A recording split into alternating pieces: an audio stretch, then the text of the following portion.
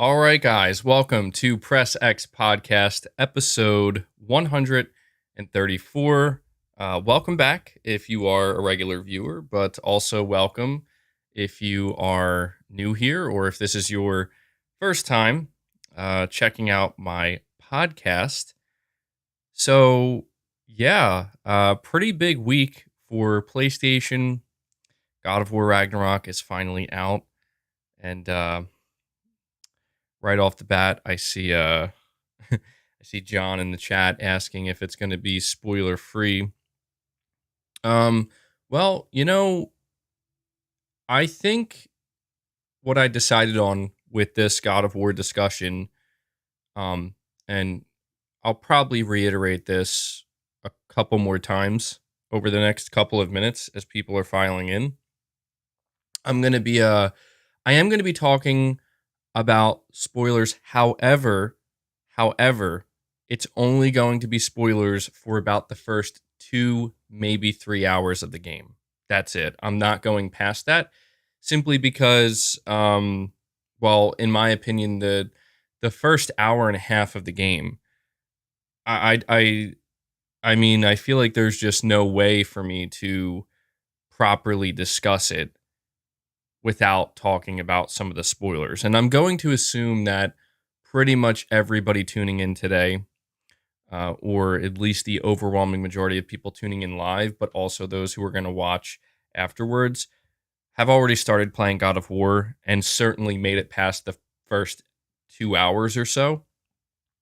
So, this is your warning, I guess, up front, but I will obviously warn you again later on when I really start to dive into it that if you don't want the first 2 to 2.5 hours of God of War Ragnarok spoiled for you, if you haven't started playing it yet for whatever reason, um, then I would probably check the timestamps to skip over this part, or maybe just tune out entirely. Um, but yeah, one of the biggest topics we are going to be discussing today is God of War Ragnarok. I'm going to be giving my impressions on it. I'm going to be giving my thoughts and letting everybody know, what I think of it and whether or not it's really living up to my personal expectations, whether or not I think it's living up to the expectations that, you know, the community in general has kind of set for it. It's going to be a good discussion. And, for those, I don't know if any of you guys may have missed it. I did stream the first hour and a half of God of War Ragnarok, my first time playing it. I got to be honest, I replayed the first hour and a half of God of War Ragnarok, I think 3 times in a row. I just, it was so amazing, and it was so just, I don't know, man. I had to replay it like 3 times because it really blew me away. Sir Speaks a Lot, member for 29 months. Play has no limits. You're saying, sorry, I haven't been active lately. My love for gaming has been resparked by platinum hunting, and I've just been constantly getting platinums. I think I got like 9 platinums in the last 30 days. That's really impressive, actually. 9 platinums, dude. 9 platinums, Sir Speaks a Lot. That's very impressive. Um, yeah, no, I hear you, man. That happens to me sometimes too, where occasionally I don't know, I get a wild hair, I guess, and I'm like, you know what? I just really want to start trophy hunting. But what I've been doing these days when it comes to platinum or obtaining platinums and seeking out more platinums, I only do it for games that I really care about. I mean, these days, truthfully, I only buy games and spend time playing games that I really care about. Like I'm not the type of person where it's like, oh, I'll, check this game out and try it. Like usually when I see a game, I know like I'm either going to be interested in it or I'm not. But there are those occasional titles that pop up where I'm like, well, I'm not entirely sure. But more often than not, I know what games I want to play. I know what games are appealing to me, and I know what games that I'm gonna want to, you know, set time aside to make sure I experience everything.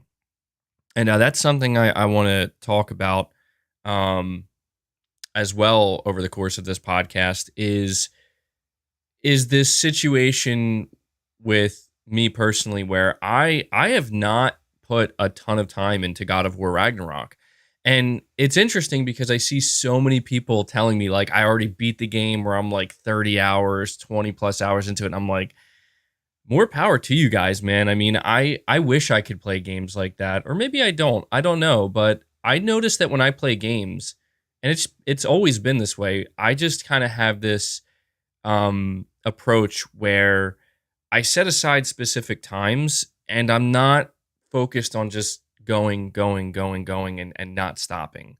It's also maybe because just the way my life is these days, but for me, it's about taking it slow and savoring it. And I take a very slow approach to playing new games. That's just how I am. That's how I've always been.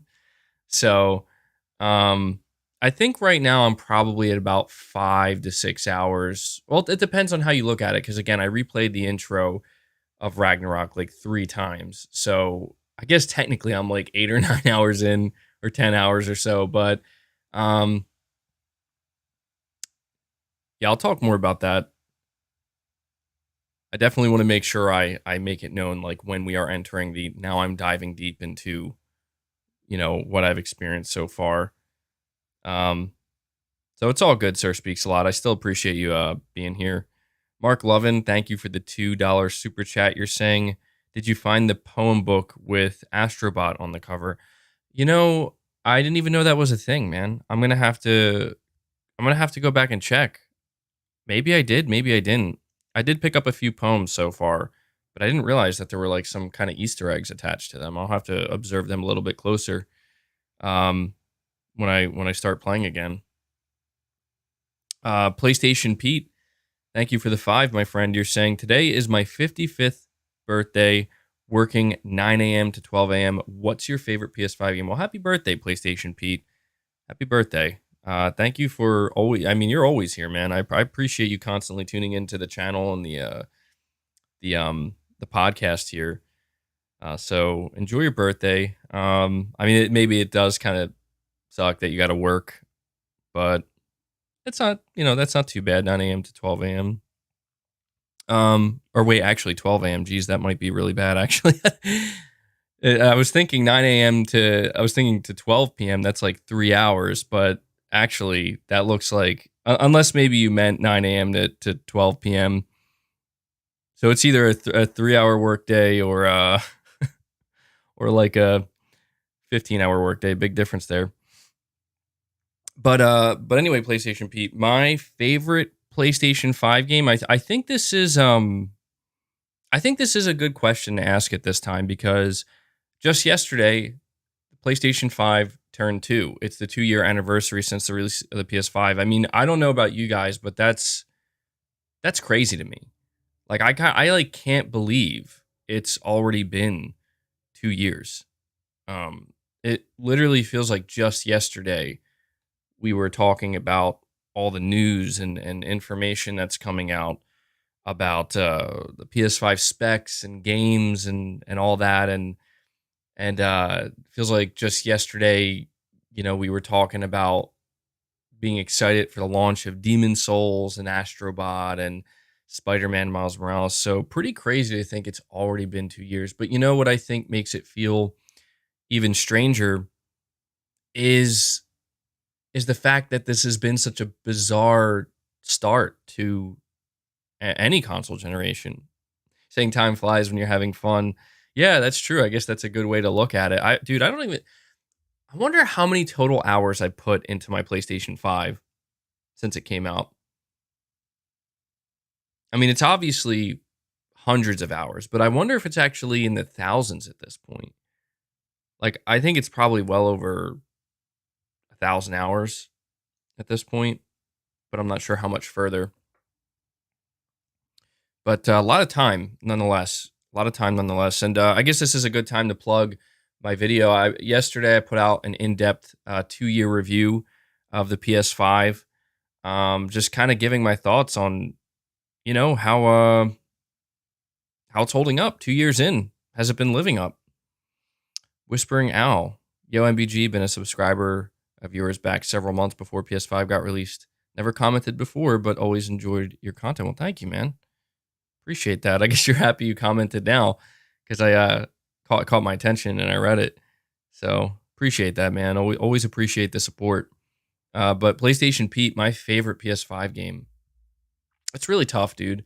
It's really tough because, I mean, if we're talking about just PS5 only titles, I feel like it's a. I mean, Demon Souls. Even though I know it's a remake, but still, Demon Souls, I think is always going to be special for me because I'll just never forget like first turning on my PS5 and just like I couldn't believe how good it looked. I just couldn't believe it. I was like, this is insane. I've never seen a game with this level of detail and this type of graphical fidelity. And I'm a big Dark Souls fan, Bloodborne fan. Um, and I never did get the chance to play Demon Souls. So to me, that's a standout game. It still really is up there for me as like probably my favorite PS5 game. But I know it's a PS3 remake. So if you're talking about like a brand new PS5 game, I mean Returnal's up there. Returnal's certainly up there. I was very impressed with Housemark. I did enjoy Ratchet and Clank. I don't know that I could say it's like one of my favorite PS5 games. I did thoroughly enjoy it. But there's something I know it's a cross-gen game, but man, there's something to be said for God of War Ragnarok right now. There's something to be said for God of War Ragnarok right now that I am. I've seen a lot of different opinions and takes on God of War Ragnarok right now, and it's interesting because like there are some criticisms for sure, and these criticisms lie more in the notion of it feels like more like a PS4 game, or it feels like more of the same. And it's just fascinating to me because it's like I don't know, man. Like that's what I'm loving about God of War Ragnarok. Like it does feel like more of the same, but at the same time, it's you can tell like everything is refined and everything is taken to another level, in my opinion. So again, I'll dive deeper into that, but PlayStation favorite PS5 game right now, I feel like it's a tie. It's a three-way tie between Demon Souls, Returnal, and God of War Ragnarok. So that's where I'm at right now. But before I dive into my in-depth thoughts on God of War Ragnarok and what I played of it, I want to just let everybody know a couple of ways you can help support the podcast, help support the channel. As I always tell you, just watching the content, being here, being engaged, that is the most important thing. I mean, obviously, I create the content for it to be consumed and to be watched. So whether you're watching my videos, whether you're watching my podcasts, or any other type of content I create, that is the most important thing. You can also help out tremendously by just simply hitting that like button. It's good for YouTube's algorithm. My goal with the podcast and with the entire channel and our community is to continue to grow it. And so the best way to achieve that is by allowing YouTube's algorithm to help kind of push my content out there in front of new eyes and new viewers. So hitting that like button, believe it or not, does help out quite a bit. But if you want to go above and beyond and support what I do here directly, there are two main ways you can do that. Number one, donating a super chat, as you can see here with Mark Lovin and PlayStation Pete. This is a great way for you guys to see. I am not exaggerating when I say that I literally couldn't do this podcast on a weekly basis like I do, or create content that I do at the rate that I do without your direct support. So donating super chats during the podcast, during live streams helps tremendously. I should also probably plug this because I've never talked about it, but YouTube has this thing called Super Thanks, where if you're watching like my podcast or any other video, it's basically like a tip jar where it's like a super chat, but for the comment section. So that's another thing that YouTube added, which is really cool. And then finally, you can become a channel member. So you support me month over month. There are 3 different tiers. Obviously, big shout out to all of my channel members who support me month over month. You get a couple of perks and benefits. So definitely look into that if you're interested. And so before I get into the first topic, I just want to again thank everybody for your continued support with the content, with the podcast.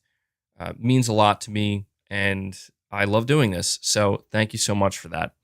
But with that being said, I'm going to dive into my extended, in depth thoughts on God of War Ragnarok so far. So, as you can see, I put in the title, God of War Ragnarok is incredible. And that is basically how I'm feeling about it right now. But there are some things that I want to point out. And this is, again, a spoiler warning. If you do not want the first 2.5 to 3 hours of God of War Ragnarok spoiled for you, then you're either going to want to leave the stream or tune out of the video and maybe come back a little bit later. But I'm assuming most of you here right now probably did play the first couple of hours of God of War Ragnarok. So, with that spoiler warning out of the way, I want to talk mainly about the first hour and a half of this game because I literally was shocked. I felt like this game was obviously going to have to start with a pretty significant opening. I knew that God of War Ragnarok it had some very lofty expectations to live up to. So I already was going in with very high expectations. I was going into God of War Ragnarok knowing that they're going to have to they're going to have to do things a little bit differently, but I definitely was not prepared for just how insane it was about to get with the first hour and a half. There were just so many different things that happened back to back to back. So the first thing, obviously, is Freya, right? So, Freya is after you, she's pursuing you, and I thought at first that there was going to be like a boss battle with Freya, but that's not the way they chose to do it. They just want to, I guess, kind of remind you that, yeah, she's still very upset and very angry with Kratos and Atreus. Obviously, Kratos killed her son, so it's understandable. And she, it's clear that she has continued to try to hunt them down unsuccessfully. So that was really cool. Like the game just immediately kind of throws you into this, uh, frenzied state where you're being pursued by her. But even before we get to that moment, just the little callback at the intro, right? The little callback at the intro where, Kratos is just sitting by the fire. He's thinking about Faye, obviously, but then Atreus comes in with the deer, right? Like to me, this was a really great callback to the first game because in God of War 2018, the start of that game is Kratos trying to teach in his own way Atreus to hunt deer, and it went from that to now Atreus is just out there on his own taking care of business, and doesn't need Kratos' help or guidance at all. So I thought that was a really nice thing that they put right at the beginning there, just to kind of set the tone and show you like the Atreus that you're getting and you're seeing in Ragnarok is absolutely not the same uh Atreus that we got in God of War 2018. Josh, with 2 super chats here. You're saying, "Oh my god, bro, I ran into a game-breaking bug in Ragnarok. The mission Lost Sanctuary. One of the nests isn't there, so I'm going to have to restart the game." And you continue by saying, "I'm beyond frustrated. Reddit says it's a common bug." Wow. That's I don't know how far that is into the game. I will tell you, I booted up God of War Ragnarok this morning and I had an update. So I don't know if maybe they fixed that already. But they did update the game, and yeah, that's extremely unfortunate, man. I don't know if you have like any cloud saves with the game. Um, I would be very frustrated too. I mean, you're saying on Reddit they say it's a common bug. Um, Yeah, I don't know. I'm gonna keep an eye on that. So the new update that I just got on Ragnarok, it's not the day one patch. I've already been playing with the day one patch, but they just put out a second update. Um, you're saying go around a similar game breaking bug thanks to an autosave. So how many hours, Josh, would you say that you're into the game? So maybe people can have an idea of when this is coming up. Ryan, you're saying there's no patch notes from what I see yet. The patch came out yesterday. Maybe that, yeah, I mean, we're gonna have to wait to get those patch notes. But yeah, that patch came out of nowhere. And I'm thinking maybe that's what it is, potentially. I think it's an early mission. Hmm. I mean, yeah, to be honest, it's gonna happen, with these big AAA games. No game is safe really from stuff like this. I mean, I'm not excusing it. It's just that it's the reality of it. But I don't know, man. That sucks that you have to restart the game. But hopefully it's already fixed. That's the hope anyway. Um yeah, I mean even looking back at like Horizon Forbidden West, that had quite a few bugs. I mean, it's more of an open world game. So they're probably, there's probably more stuff that they missed. But Donald, you're saying you had no bugs so far? Hmm. Luke is asking how far am I into Ragnarok? Right now, I think I'm about 6 hours in. I'm really not that deep into it. I've been taking a very slow approach. The way the way I've been playing it, and this is probably why I don't stream games. When I'm playing games like this, like I'm literally looking in every nook and cranny. Yeah, I think level designers would love the way I play games because I just like when I'm playing on my own, I'm just exploring every inch of the game. That's just how I am.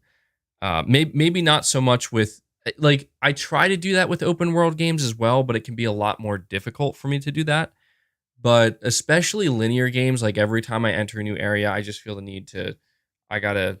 Well, God of War is wide linear, and so it is. It like God of War does at times feel just straight up open world, even though it's not. But it's very wide linear at times. So that's just how I am when I'm playing this game. You walk like 1 mile per hour and just admire everything. Yeah, no, I feel that, man. Um, yeah, it's just because I guess it's just because as I get older, I'm learning to have a greater appreciation for detail, but also because I don't want to miss anything. I'm always looking to see if there's a chest or anything. Um, so But yeah, I will admit with open world games, it can be very daunting to play it like that. I think the last open world game where I really just took my good old time and just it was a Ghost of Tsushima. I remember when playing Ghost of Tsushima, I wouldn't even sprint on the horse. I would just, I'd make sure that we were going a very slow pace, just walking and just exploring everything. But to dive back into my thoughts, yeah. So Freya pursues Kratos and Atreus, and I'm like, okay, that was intense. It was very short lived, but it was definitely trying to convey something. And it's the stuff that happened after that, at the rate at which it happened, where you know, there's there's the scene with Fenrir, which was very sad, obviously, and I was surprised. I was surprised that they started immediately hitting like very intense emotional tones right out of the gate. Like 1 second, you're, your adrenaline's pumping because Freya's pursuing you and you're not sure where it's going to lead. And then just a, mere few minutes later, um, Fenrir is dying uh, in Atreus's arms. And the acting is superb. I have to say the acting obviously still is great, but just the fact that so early on in the game, it's like hitting this high emotional note. I wasn't expecting that. And that was very sad to see and very depressing.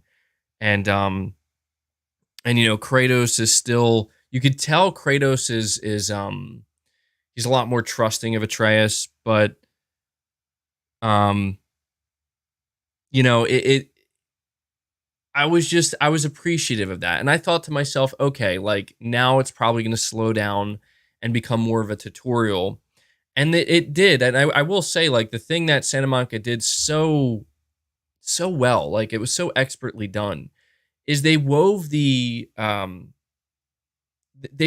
tutorial into such major, like, plot points in the very beginning of the game that it's like it was crazy. Like, it was just, I'm so impressed at how they did that. And so after the scene with Fenrir, um, you know, Atreus is gonna go bury him. He's obviously very upset.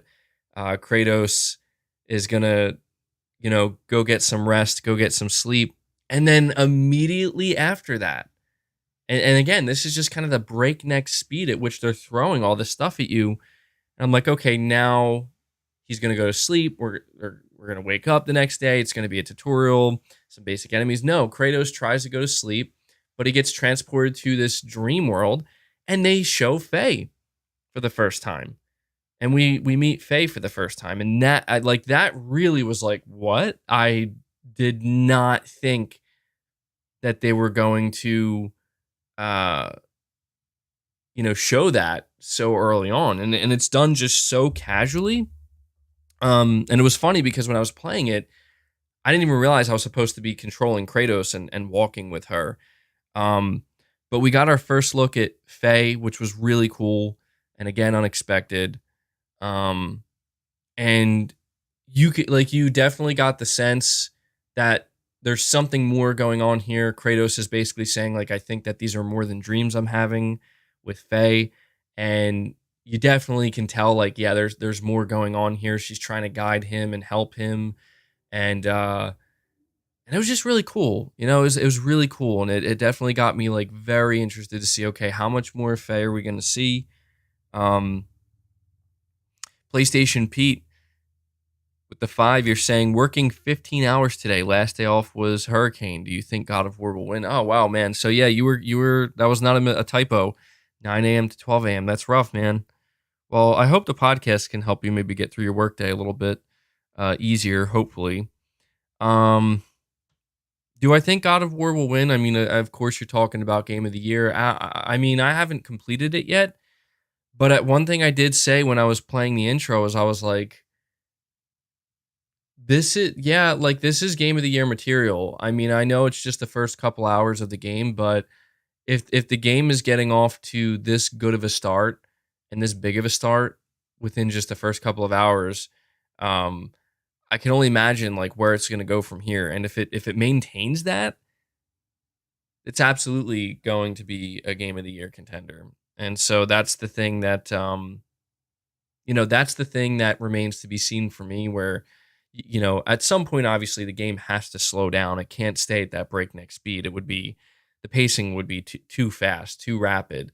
um but you could tell, like, I gotta say, what I love most about, and I'm just gonna keep gushing over the first couple hours of this game, the first hour and a half mainly. What I love so much about it is you could just get this sense that Santa Monica knew, like, we have something to prove here, right? Like, we have something we have to do, something we have to achieve, and we have to basically up the ante here and make it known that this is not God of War 2018. This is the sequel to God of War 2018. And so therefore, for as insane as God of War 2018 was, we're gonna try to one up ourselves. And I think they I think, at least based off the intro itself, it's like, yeah, you did a good job, because right after the scene with Faye, um, you know, she tells Kratos that, like, there's a lot more you got to do, and time is running out. And Kratos wakes up in a frenzy, and Atreus still isn't back. And I got to say too, something else I'm really liking about Ragnarok is you can definitely tell there's more of a tight knit family dynamic between Kratos, Atreus, and Mimir, which I'm really enjoying that. Kratos is a little bit more talkative, not overly talkative. He still is mostly grunting a lot, but you could tell he's opened up a little bit. Mimir obviously always, I think like Mimir just complements Kratos and Atreus perfectly. And the thing I'm liking about Atreus so far is you could tell like he's been training with Kratos. You can tell he's really grown into his own here, and he's just got this newfound confidence, and I really like it. I like the writing. I like the tone. Again, the voice acting is great. So moving on after Kratos wakes up, Mimir tells him like Atreus still isn't back yet. And then, Kratos is like, all right, well, we gotta go find him. And then I'm like, okay, now we're entering the tutorial area. And so, you know, it it goes into you're fighting some basic enemies. It's the game's teaching you some of the basics. And I appreciate it because it they still made it engaging, they still made it fun. And so you go through a couple areas, and at some point you kind of realize, like, it becomes clear that something bad may have happened because you're following a trail of blood. You find a dead bear, and it's about like, okay, is he being pursued by somebody? Is that Atreus' blood? What's going on? And then what happens is you encounter your first proper boss fight, and this to me, I just couldn't.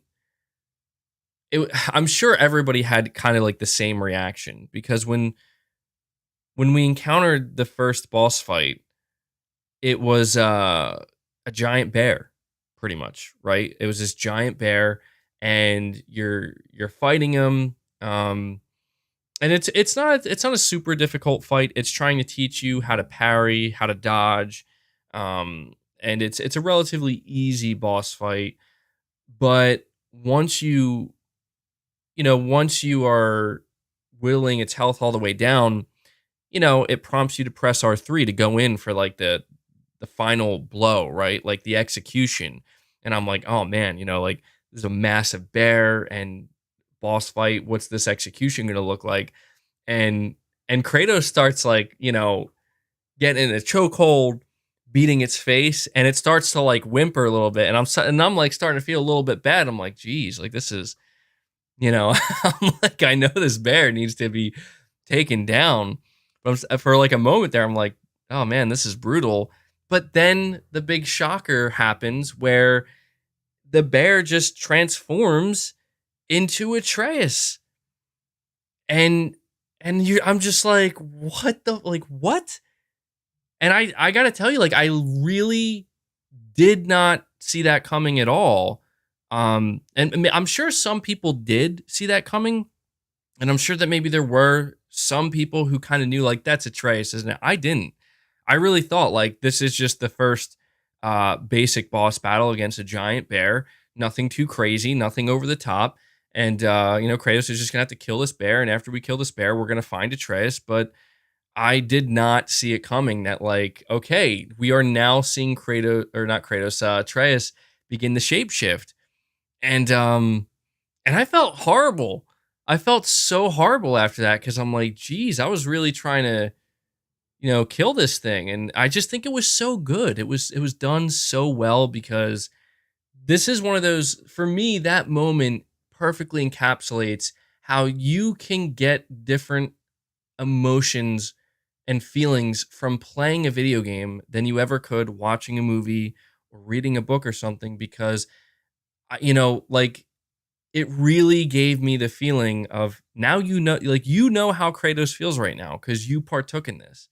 Every time you entered Spartan rage against this bear in this boss fight, and every time you struck it with the axe, and you're trying to take it out, that's you. That's your input. That's your actions, and you're controlling Kratos, and you kind of have that shared feeling. And I was just like, wow, that was really well done, really well done. And so I didn't see that coming. And what made me laugh, and this is again like it's just covering the whole gamut of emotion here. is, after he sees it's Atreus and he's like telling him like heal, you're a god, you're gonna be okay, but I could have killed you. And he basically was explaining to Atreus, because Atreus was like, I didn't even know I could do that. He's like, your emotions took over and took control of you, and it's obviously a callback to Kratos, becoming the monster that he became, uh, in Greece, and everything that went on there, and basically trying to tell Atreus like, this is why we have to train harder and make sure you can control this. Josh, you're saying about 15 hours in. This is well after Alfheim. Okay, all right. I'll have to keep that in mind going forward. I'm definitely nowhere near there yet. But after that scene, something that just like really made me laugh out loud was, after that happens and you continue home and you're like, okay, we got to go home now. Um, Brian M, you're saying stop the spoilers. I did give a spoiler warning that I'm only spoiling the first 2 hours or so of the game, 2.5 hours, 3 hours, not too much further. What made me laugh was when they were walking home, like right after that scene, and Mimir was like, "So, are we gonna talk about the boy, shape shifting from a bear?" And Atreus is like, "Yeah, are we gonna talk about that?" And Kratos is like, "No, not now. Like, of course, we're not gonna talk about that. Of course, Kratos isn't gonna acknowledge that." I just thought it was so funny because there is a lot of humor in this game, kind of sprinkled in certain areas, and it's done so well. I've actually found myself kind of laughing out loud quite a few times, more than I expected. Not saying like they're making the game a comedy or anything like that, but it's like it's there when it needs to be there. It's done well, and it's not overdone either. And so, by this point, for me, I definitely thought to myself, well, that's it. Like that was the intro. Now they're going to go back home and we're going to see like what's going to happen next. And they go back home, they're getting in their beds, they're getting ready to sleep. And then boom, Thor shows up. And at first I was like, oh, maybe this is like another dream, but no, this was like just straight up Thor showing up, and this was such a cool scene. And what was so surprising to me about Thor, and it's not just Thor that shows up, Odin shows up as well. So both Thor and Odin show up at Kratos' door. And what was so interesting to me about this scene is I had this idea in my head that the first time Kratos and Thor were going to meet, it was going to be just an immediate, like, bloodbath. Like it's just going to immediately be a battle. There's no words, there's no talking. It's just they're fighting. And that's not at all how this happened.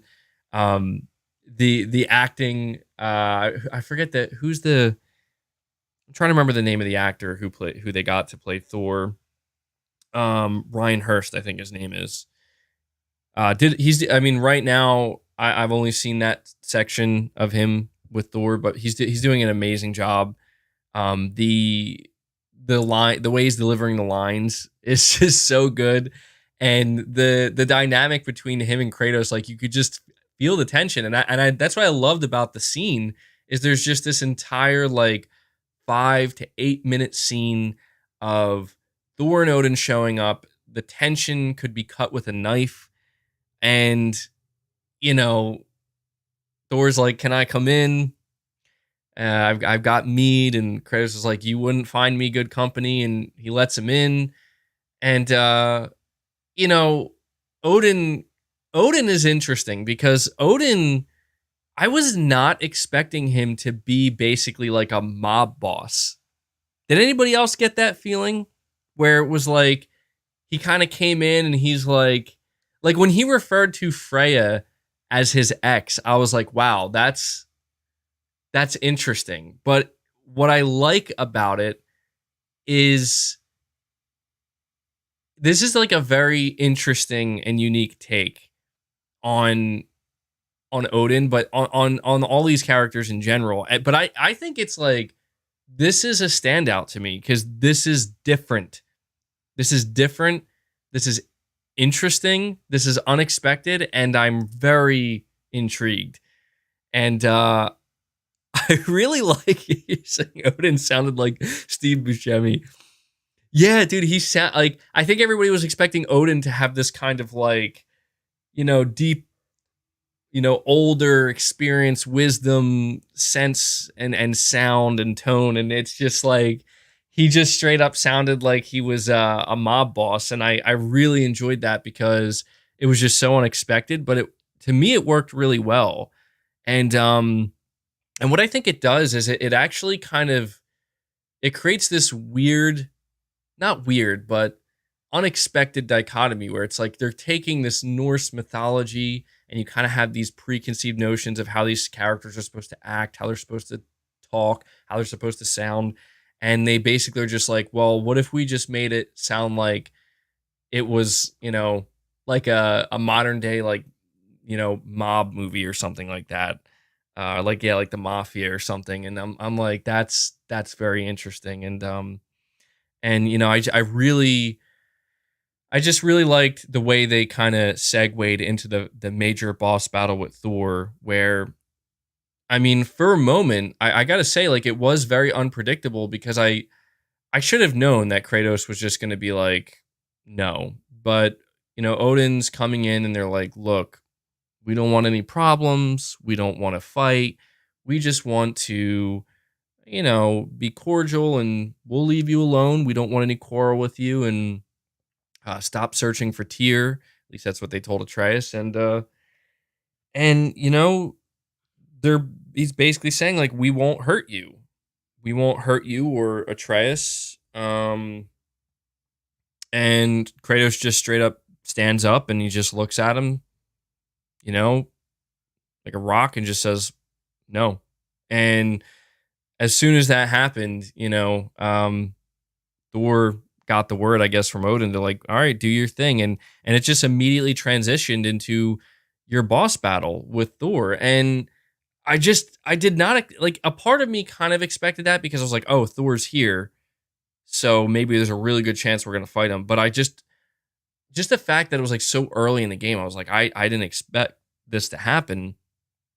But then the Thor boss battle itself, I really enjoyed it because just the kind of the taunting, Thor kind of like being this very intimidating, like, oh, I'm not saying he's not like joking around with Kratos, but he's just very much like taunting him, like, come on, like, this is the best you got. I know you're not showing me the God of War, and really trying to just pull that version of Kratos out that Kratos has worked so hard to kill, basically, and not have exist anymore. And they're talking about his sons, and it's just so good. It was so good, the whole battle. But the thing that was really awesome, they pulled a Hideo Kojima where they make you think you failed a QTE, where he throws Mjolnir at Kratos, and Kratos is trying to stop it, and then and then Thor goes up to it, and you got to keep tapping circle, and then Thor just grabs it and just cracks Kratos across the head, right across the head, and he dies, and you're like, oh, I guess I failed that QTE, but as you're at the loading screen, Thor comes in and he's like, oh no, we're not done yet. We're done when I say you're done, or something along those lines. And he revives Kratos. And I just thought that was, there was just so, like, it happened so quick. It was like, holy shit. So Kratos technically did die in this game, but they also are very clearly calling back to the fact that, like, Kratos can't die, because that's something that everybody always says when we talk about, oh, is Kratos going to die in Ragnarok? And they're like, well, technically he already died multiple times. He can't die. He keeps coming back. And it's like, I guess they just wanted to address that really early on. Granted, I have no idea what happens later on in the story, but I thought that was so cool, and I did not expect that. And it was very reminiscent of kind of like the fourth wall breaking stuff you would see in Metal Gear and whatnot. So yeah, I'm not leaving till I see the real you. And the only thing I will say, and it's not that I'm disappointed, because again, it was so early in the game and it really makes me wonder like what else transpires. But I did think like, you guys tell me what you thought of this, okay? So by the end of the boss battle, because there's basically 3 phases of the boss battle with Thor, and by the end of it, like, he is making it clear to Kratos, like, I'm not leaving um until I see the real you. And Thor, the most interesting thing about that battle with Kratos is even by the end of it, when I guess Thor decides that he did pull that version of Kratos out once again, he did kind of he never once gave the sense that Kratos could stop him, you know? And I do really just wonder, like, it, what's going to happen with this character later in this game, because I did get the sense that, like, I don't know, did Kratos actually even hurt him? Because the one thing that happened earlier in the fight is, Kratos calls the axe and he just nails Thor right in the gut with the axe, and Thor's just completely unfazed, like, entirely. He, like, basically cuts him open, but he's just totally unfazed. And then later, by the end of the fight, again, when I guess Thor begins to kind of push Kratos over the edge, um, yeah, Kratos gives this slow mo punch just right across Thor's face, and yeah, Thor basically spits out a tooth, and he seems satisfied at that point. And that's what was interesting, is he seemed satisfied, not threatened. And that was interesting to me because, yeah, I guess you could tell Thor was definitely holding back as well. Like, he just seemed like he was kind of toying with Kratos. And then once he kind of got that, that kind of monster to come out even just briefly, where Kratos is maybe, 1 second away from truly becoming his old self and just slaughtering him, or attempting to slaughter him, he pulls back and is like, all right, your blood debt is, or whatever it was called, is considered paid, or we're even, or whatever. And the one thing I wanted to say to you guys is, it wasn't disappointing, but it was like, I didn't get the sense with that punch from Kratos that was like his old self coming through. Like, I feel like he was just about to get there, and he started to, like, scream a little bit, like he started to yell, but then he just immediately, it was about to go from 100, and then it just went to 0 real quick. And I guess the only thing that I was left feeling is like, I don't know. I don't think that's the most insane uh Kratos can get. Like, I mean, we know for a fact that's far from the most insane Kratos can get. And I guess it was a little, like, to me it seemed like, yeah, it would have been a little too early in the game to just immediately have Kratos kind of get into this, in I don't know, I guess we could call him insane Kratos. I don't know what to call him. Monster Kratos, whatever you want to refer to it as. But at the same time, I don't know if that ever happens throughout the game. I don't know. So I have Himanshu Yadav with 2 super chats. First, he says, played 60 hours, platinumed it, max level everything. Combat is amazing, but the story fell a little short for me. The twists were very, very predictable. And you say another feature that SMS missed the mark is replaying boss battles, even only if side bosses. I shouldn't have to start a new game just to play side bosses. Well, it's interesting what you're saying about the story.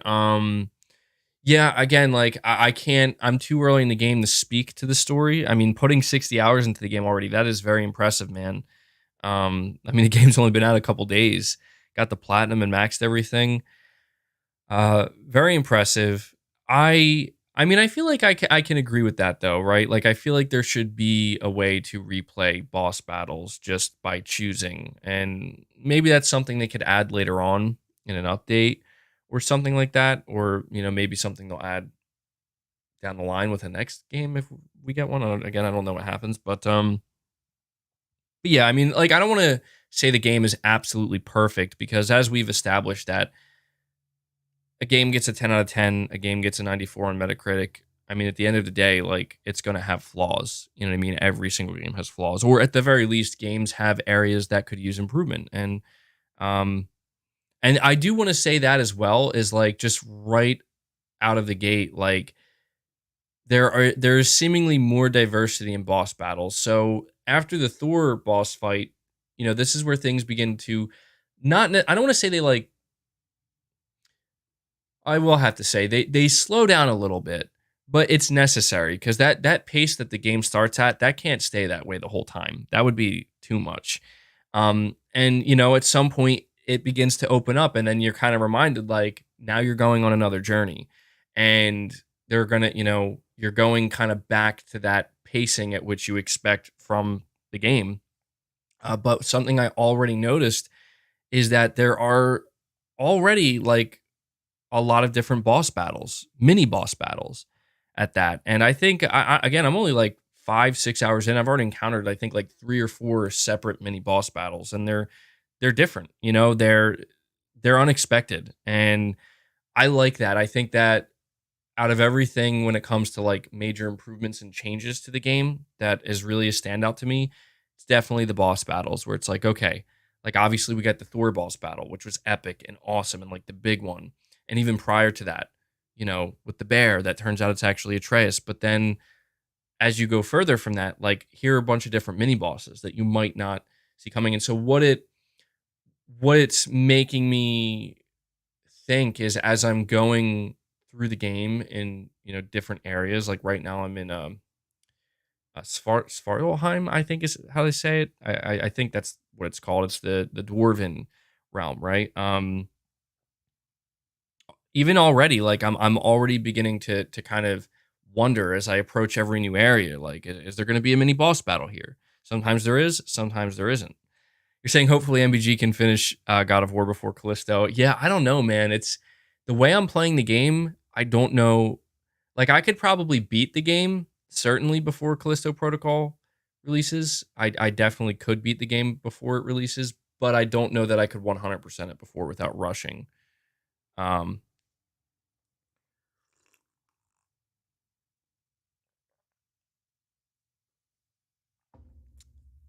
but yeah, you know,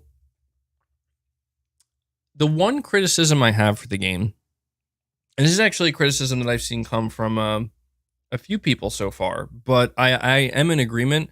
The only criticism I really have is the menu system is not very in like I don't know. It's not that it's bad, like it functions, but it's kind of confusing, man.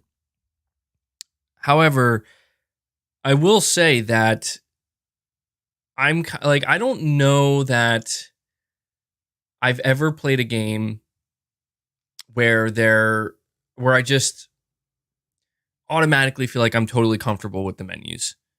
I mean, obviously some menus are more intuitive than others. Some menus and UIs are like more user friendly, but um like right now it feels a bit jarring because it's like when they after the Thor boss battle, they kind of start to show you like here are the menus, here's your armor, your weapons, and they're and obviously I'm coming off of replaying parts of God of War 2018, so it's like, oh yeah, this is very familiar, but I just realized that it's gonna take a little bit to get used to, and I'm okay with that. Like to me, that's not a big negative because it's like any game that has a lot of depth to it. Um, for me, in my experience, it takes time. It takes time, experience to really get totally used to it. I mean, a game like Elden Ring, like, I mean, to me, that's as overwhelming as it gets, right? With menus and all the different things you can do, and it's overwhelming.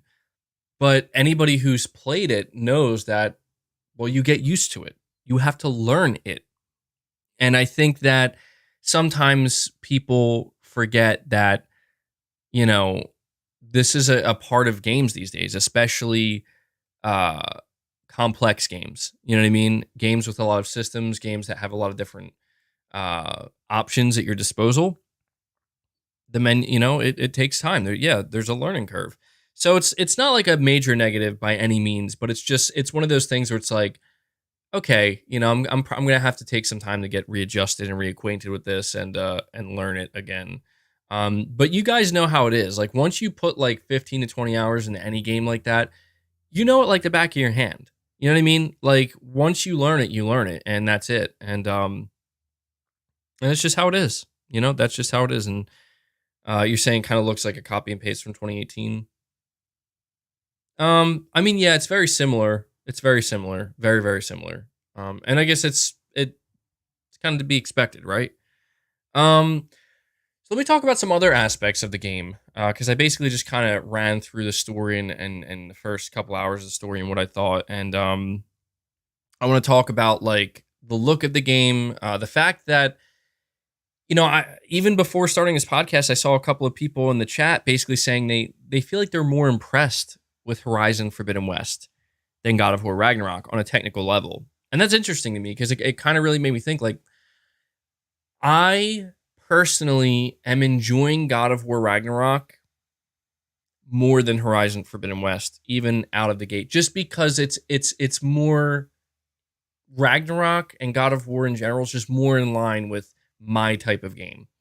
Uh, Horizon Forbidden West was awesome and one of my favorite games I played this year, but for me, Ragnarok is above it just from a like I don't know. I think you guys know how it is. Like there are just some games you mesh with a lot better. Some games that are just more kind of up your alley, and that's how I feel about Ragnarok so far.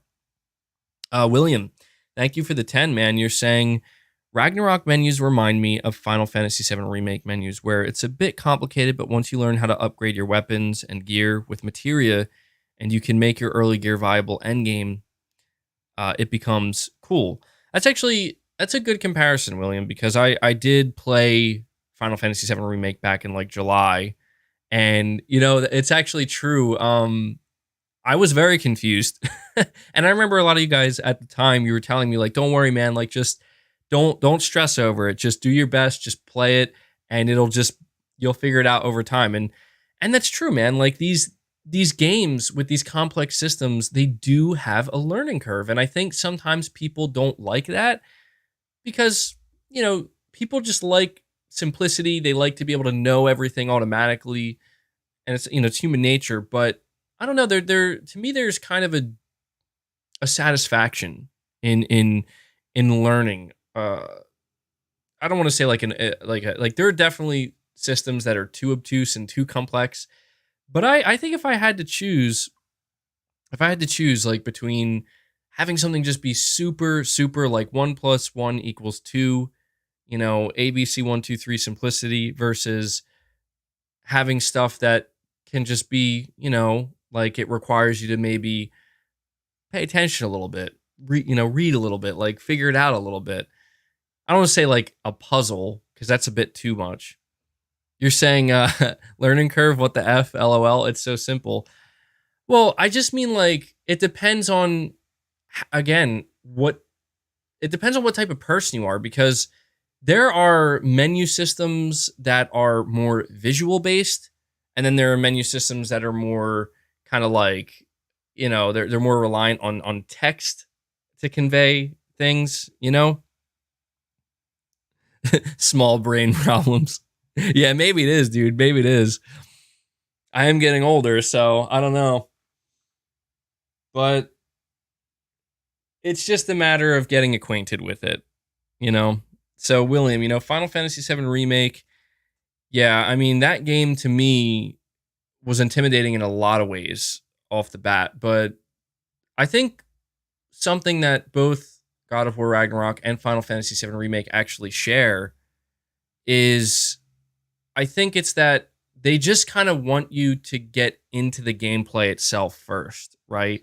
And that like for a game like Final Fantasy, I appreciated that a lot because I was extremely intimidated to play Final Fantasy VII Remake because I'm like I don't play JRPGs, like usually, and I've never played a Final Fantasy, and I've always been really intimidated by them. And when I remember when I first started, they're like, "Here's a badass dude with a big ass sword, start slicing people up," and I'm like, "Oh, like I wasn't expecting it to just immediately throw me into the action like that."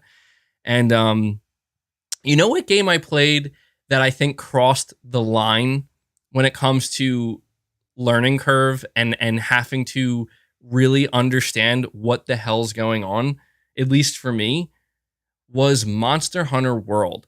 So I remember I played this game at launch and I'm not exaggerating when I tell you, and maybe it is a small brain problem here, but it took me like 25 to 30 hours to know what I was doing in that game. It got to a point where like I started to get frustrated at like the 10 to 15 hour mark where I'm like, I'm still not fully under, like, I don't know what I'm doing in this game, but I just felt like I have to just keep pushing because I've already invested this much time into it. Surely at some point I'm going to figure it out. And lo and behold, I actually played Monster Hunter World on Xbox. Lo and behold, I put, I think like 120 or 150 hours into Monster Hunter World.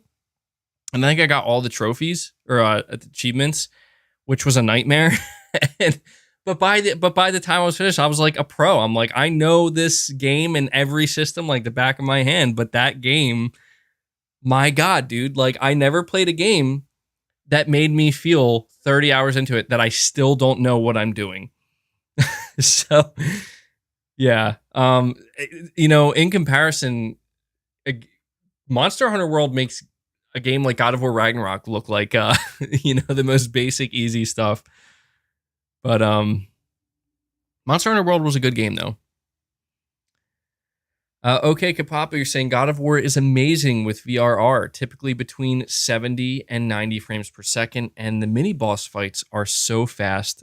Best game ever. Yeah, I have to admit, I'm playing on the performance mode because I don't know. I'm totally satisfied with 60 frames. I can appreciate how smooth 120 is, but it's just I don't know. My preference is always the 60 frames, knowing that I can get a higher dynamic resolution, knowing that there are those moments that it can achieve, like either full 4K or very very close to full 4K. 1440p looks really good. But what's interesting is that like, looking at how well God of War Ragnarok can run at like, between 70 and 90 FPS at like 14, I think it's 1440p, right? It really goes to show that, yeah, this is a PS4 game first and foremost. And that's a conversation I want to have as well before we move on. And I'm going to bring that up in a minute. But yeah, I think a lot of people are enjoying having all the different options. And I guess maybe that's like the benefit, right? That's the benefit of Ragnarok being a PS4 game first, is that if it was a PS5 game first, you'd get other benefits, but I don't think you'd have as many options at your disposal to enjoy the game at. So I think people are enjoying that aspect of it. You're saying some people really can't see the difference between 60 and 120. I'm one of those people. I can see the difference. I can. Like, well, I don't even know that it's a matter of like seeing the difference as much as it's like I can feel the difference. I can feel the difference, but it's not like the jump from like 60 frames to like 90 frames is nowhere near the same level as the jump from 30 frames to 60. Yeah, it's like the law of diminishing returns. Like you can still notice it, you can still feel it, but for me, it's not a big enough leap to justify losing certain visual or resolution quality. To me, the performance mode is my favorite mode because it's the perfect balance of the highest resolution it can get at 60 frames. I'm perfectly happy with that. I did check out the 30 FPS mode briefly, and yeah, I just couldn't do it. Not even because I'm like a 60 FPS snob at this point.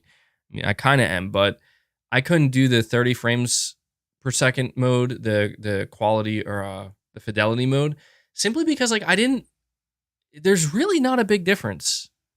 Like you can see it, right? Like you could see that it looks a little bit better in some areas, and specifically like with anything that has like fur looks a lot better.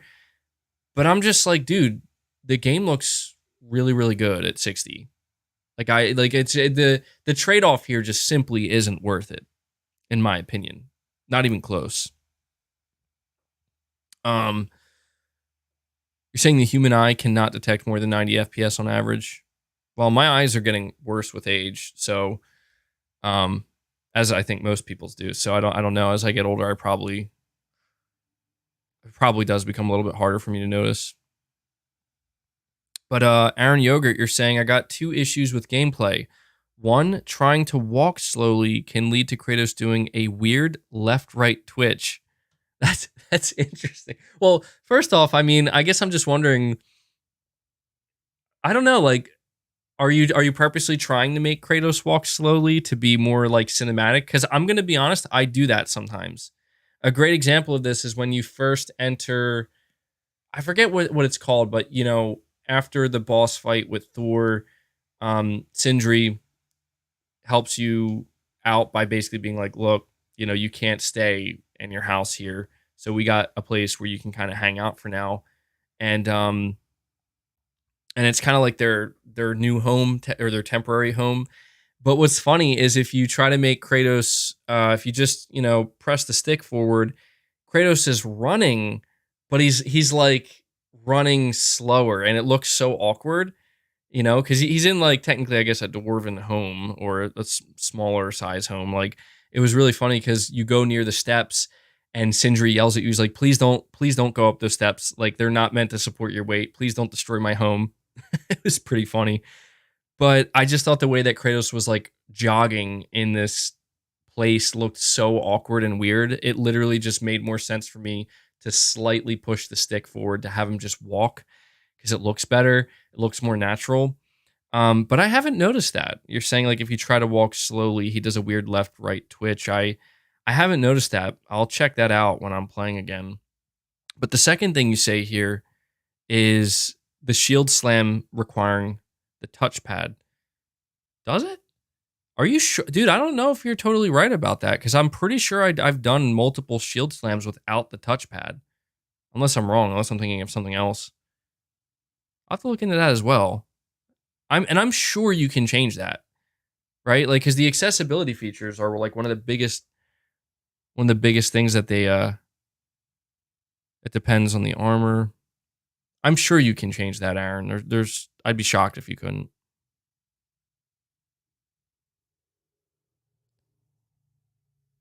No, it doesn't. Double tap L1 to shield slam. Yeah, that makes sense to me because I've done multiple shield slams without ever touching the touchpad. L1 is chest slam. I'm gonna have to mess around with this.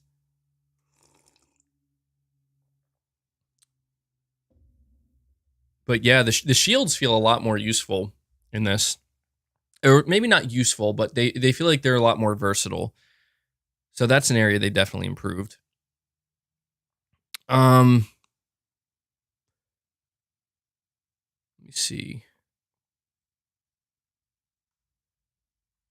Jermaine W, you're saying God of War gameplay has never been complex. 8 out of 10 for me. Well, you know what's crazy, dude, is like I don't know that I would call the gameplay complex. I think it's like I don't know, easy to learn, difficult to master type of situation to a degree because I've seen like gameplay clips of at least in God of War 2018 where people are doing the most insane stuff with combat that I'm like, I didn't even know you could do that in this game. And you can tell like these are people who are really kind of pushing the upper limits with what you can do with the combat and the gameplay. And so I don't think it's necessarily complex, but I think that there are layers to it that are there if you want to really try to do some interesting things with it because even now still I guess it's been a while, but I'm like forgetting like there are just moves and things you can do like with the Blades of Chaos, for example. I'm like, oh, I forgot I could do that. So you're saying they're using modded controllers? Um, I mean, maybe. I don't know. I'll definitely be able to let you guys know once I spend more time with the game because if I recall when I played God of War 2018, I felt like I kind of sucked to a degree for a while playing it where it's like I was effective obviously in combat, but I was still just not really totally grasping everything there was to grasp with the combat. But by the end of it, when I was like taking on some of the Valkyries, I felt like I was really like I'm doing stuff that I again didn't know was possible in the game. But that's part of like, that's just the progression system and the upgrade path is kind of set up in that way. Subtext, you're saying, don't know if you talked about it yet, but I just wanted to say how shocked I am that God of War Ragnarok looks so next gen. I don't know how Sony does it with these cross gen graphics. Well, actually, that's the next thing I wanted to talk about. Is how this game looks and how it performs. But before I do that, Unintended Studios with the 10, you're saying, beat the game last night after 40 hours. My biggest complaint is them giving the answer to all the puzzles. I also wish there was an animation cancel to parry during runic attacks, but I loved it. You know, it's interesting, Unintended Studios, I've seen quite a few people complaining about this aspect of Ragnarok, and I have already noticed it myself where your companions kind of tell you what to do. Like if you spend more than 10 seconds standing there looking around, they kind of start to tell you what you're supposed to do. And I don't mind that. And I guess yeah, you that's true. I didn't think about that. Trophy Achievement Hunter says you can turn off hints. So maybe that's something some people didn't realize. Unless I don't know if that means like that does that mean your companions won't say anything? Because they're the ones giving the hints. That's probably true though. That probably is an option because you already know that they have an option to make the puzzles easier. But all right, so that does exist. I'm going to be honest. I don't mind it. I don't mind it. I do understand why some people would get annoyed with that being just like the option that's kind of turned on by default, where it's like, um, like maybe you should check this thing out, or maybe you should look over there, or pull that down or whatever. And I did see some people kind of like clowning on it to a degree on Twitter. um and again, people are kind of making comparisons here where Elden Ring, arguably the biggest game of the year, one of the biggest games of the year, likely going to go up against God of War Ragnarok. People are basically pointing out like in Elden Ring they don't give you any hints whatsoever. Like you have to figure it out on your own or look it up online. Meanwhile, in God of War, it just seems like if you stand around for more than 10 or 15 seconds, they're throwing hints at you, left and right. Um, but I feel like maybe a studio like Santa Monica, maybe it's because of people like me that they chose to do this. Because you guys, anybody who's been listening to me for some time, that like I'm not a fan of puzzles. I'm just not. I don't mind. I do like a bit of a challenge sometimes. I don't like entering an area and I don't want to have like red arrows pointing at like hit this thing and then press that thing and then you know what I mean? Like I don't literally want it spelled out for me, but I don't want it difficult. I don't want it to take more than probably like, you know, in like a given area more than a minute or two. Because that's when I start to like get kind of bothered where it's like, all right, like it feels like it can get in the way of the pacing for me. But these days I'm actually trying to look at puzzles in a more optimistic light where I'm like, I need to, it's good for cognitive function, right? It's good for my brain at this point. So these puzzles are good. And it depends on how the puzzle's handled as well. Because some puzzles can just be straight up annoying and not fun. But others, if they're done well, like they can be extremely engaging. So I haven't encountered too many puzzles in God of War Ragnarok so far. But I can certainly admit that the base setting they have, and I might turn it off. It depends. The base setting they have is it does seem like they are really trying to make sure that you know exactly what you're supposed to do. And if you spend again like more than 15 seconds kind of looking around and searching, Atreus or Mimir will tell you like exactly where to go or what to do. I get why they do that. You know what I mean? I get why they do that. But maybe they should, I think maybe the problem is they don't let people know. Because if, I don't know, if people are finding it too easy or like the companions are too talkative, maybe they should like make it clear early in the game that like you can go in the settings and adjust that. And you said you wish that there was an animation cancel to parry during runic attacks. Hmm. Yeah, I wonder why that's not there. I love the runic attacks though, man. They're so fun. I love them. Broccoli Rob, you're saying, bro, just fire up the game right now. Let's go. No, that's all right, man. I'd rather just spend time talking about it. It is the podcast, you know. It would be. I think people would be put off if they went to tune into my podcast. It's like I'm just playing games here, guys. Because we have other topics we're going to discuss. But another area for God of War that I want to talk about, and I think that this is an important conversation to have because I did my 2-year review on the PS5 yesterday, and one of the biggest criticisms I had, and I actually was reading a lot of the comments, and it's the same criticism that a lot of other people had, is that like people just feel like Sony has focused way too much on the PS4 over the past 2 years. And I think that there are some obvious reasons for this that people understand, like the severe supply shortage, the fact that, um, you know, a lot of, like, maybe Sony was worried that not enough people were going to be able to upgrade. Maybe they're worried about sales of their games. Also, the fact that a lot of these games did start development on PS4. And so, like, for me, I'm. My cats are fighting behind me, just if you hear that.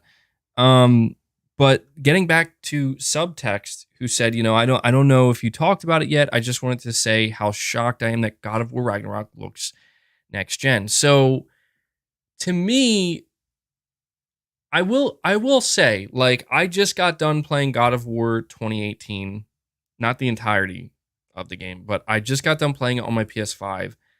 And I will say Ragnarok looks better in a lot of areas. Like, you can just tell it just feels a little bit more fluid. It feels more refined. The lighting, in my opinion, is better.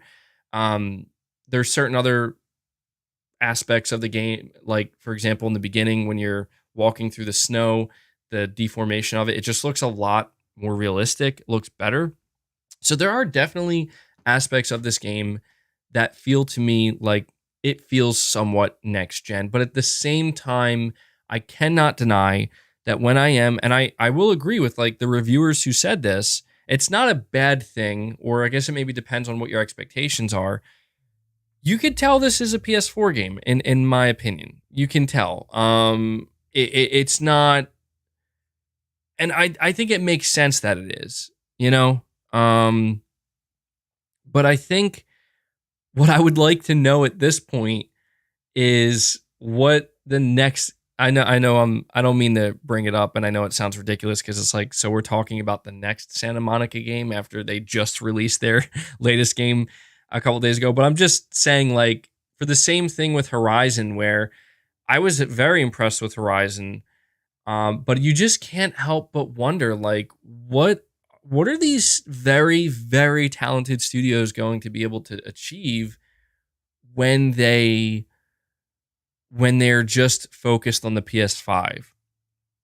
Because the next Horizon game, the next God of War game, or whatever it is, or maybe the new IP from Santa Monica Studio, these games are not being developed with the PS4 in mind. And so they're you have to believe they're going to be able to do some things that we're just simply not seeing right now.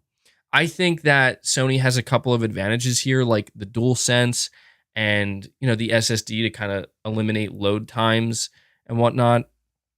I think that these things help Sony kind of allow the PS5 versions of cross-gen games to stand out a little bit more. But yeah, I will say that you can tell that this was a PS4 game first and foremost. And the thing is, Santa Monica isn't trying to hide that. In fact, a developer from Santa Monica, I think it was last week or the week before that, basically confirmed, like, we want to push the limits of the PS4. And this is definitely the PS4's swan song. That, I think, is something we can all agree on, at least with, like, the big AAA single player games. I mean, Sony's going to be releasing a bunch of live service games and multiplayer games. I could see some of them maybe being compatible with the PS4 just because of the nature of them. Like, I mean, Sony even said that some of these multiplayer games are going to be available on mobile. So if they can run on mobile, they're going to run on PS4. But I think that the AAA single player games like Spider-Man 2, Wolverine, and others that we don't know about yet, I think these are the games that you're going to see really kind of push the PS5 in the future and see what they're going to do. And you could tell, like, I'm going to be honest, you can tell that there's a portion of the PS5 fan base, or user base I should say, not fan base, people who bought it, that feel like Sony has to try to do more when it comes to PS5 only titles. um Saying Horizon MMO LOL. Yeah, that's definitely something else we're going to have to discuss. But just talking about the visual side of things, I think Ragnarok looks amazing. Like, I think it looks really, really good. I think that if you're somebody who says it doesn't look good or doesn't look next gen because it's available on PS4, I think you're lying to yourself a little bit. Where it's like, I get it. Like, I get it. The fact that it is on PS4 limits how far they could maybe push it, but you know, I think you're kind of lying to yourself if you play on PS5 and don't, don't think it looks good. I think it looks really, really good. Subtext, you're saying one hint about Santa Monica's next game was that Alana Pierce was reacting to reviews and clarified she didn't work on it much. Must be working on Corey's game. Yeah, that's what I thought as well. I kind of got that sense too, because I don't know when she got hired at Santa Monica Studio, but if I'm not mistaken, she was hired as a writer. Somebody can correct me if I'm wrong on that, but I'm pretty sure she got hired as a writer. And it was like, it was during a time when I was like, well, I'm pretty sure Ragnarok's story is likely already written and done by now. So I did kind of get the sense like and I think she's friends with Corey Barlog too. So she probably is working. He probably like wanted to recruit her to a degree, maybe, because they're friends to work on this project. And yeah, dude, I think that's going to be really interesting. Speaking about Santa Monica Studio, I think that it's going to be a very, very interesting day when Santa Monica reveals a new IP, because Santa Monica Studio is literally the God of War studio. I don't know that they've ever released a game outside of God of War. I know that they were working on something brand new a long time ago, but it got canceled, and maybe that's what they're going back to. And yeah, there's a lot of hints that it's a sci-fi IP, something, set in space. So that's going to be a very, very interesting day when that reveal happens. Yeah, I guess they did work on the Order 1886 as well. But yeah, to me, I feel like God of War Ragnarok is closing out the PS4 generation truly. And it's funny to think about, because I remember when Ghost of Tsushima came out in July of 2020, before the PS5 came out, we were all kind of saying the same thing about Tsushima at the time. We're like, yeah, Ghost of Tsushima is the PS4 swan song. And it's like, yeah, you thought it was. No. And here we are, over 2 years later. And I fully anticipate that the big AAA single player titles from Sony going forward are going to be PS5 only. And like right now, there's just no chance. There's no chance that, I'm assuming this new IP from Santa Monica Studio is single player. There's no chance that's being developed with the PS4 in mind. There's no chance that Wolverine is being developed with the PS4 in mind. There's no chance that the next Ghost of Tsushima or next title from Sucker Punch is being developed with the PS4 in mind. At this point in time, it wouldn't make any sense whatsoever.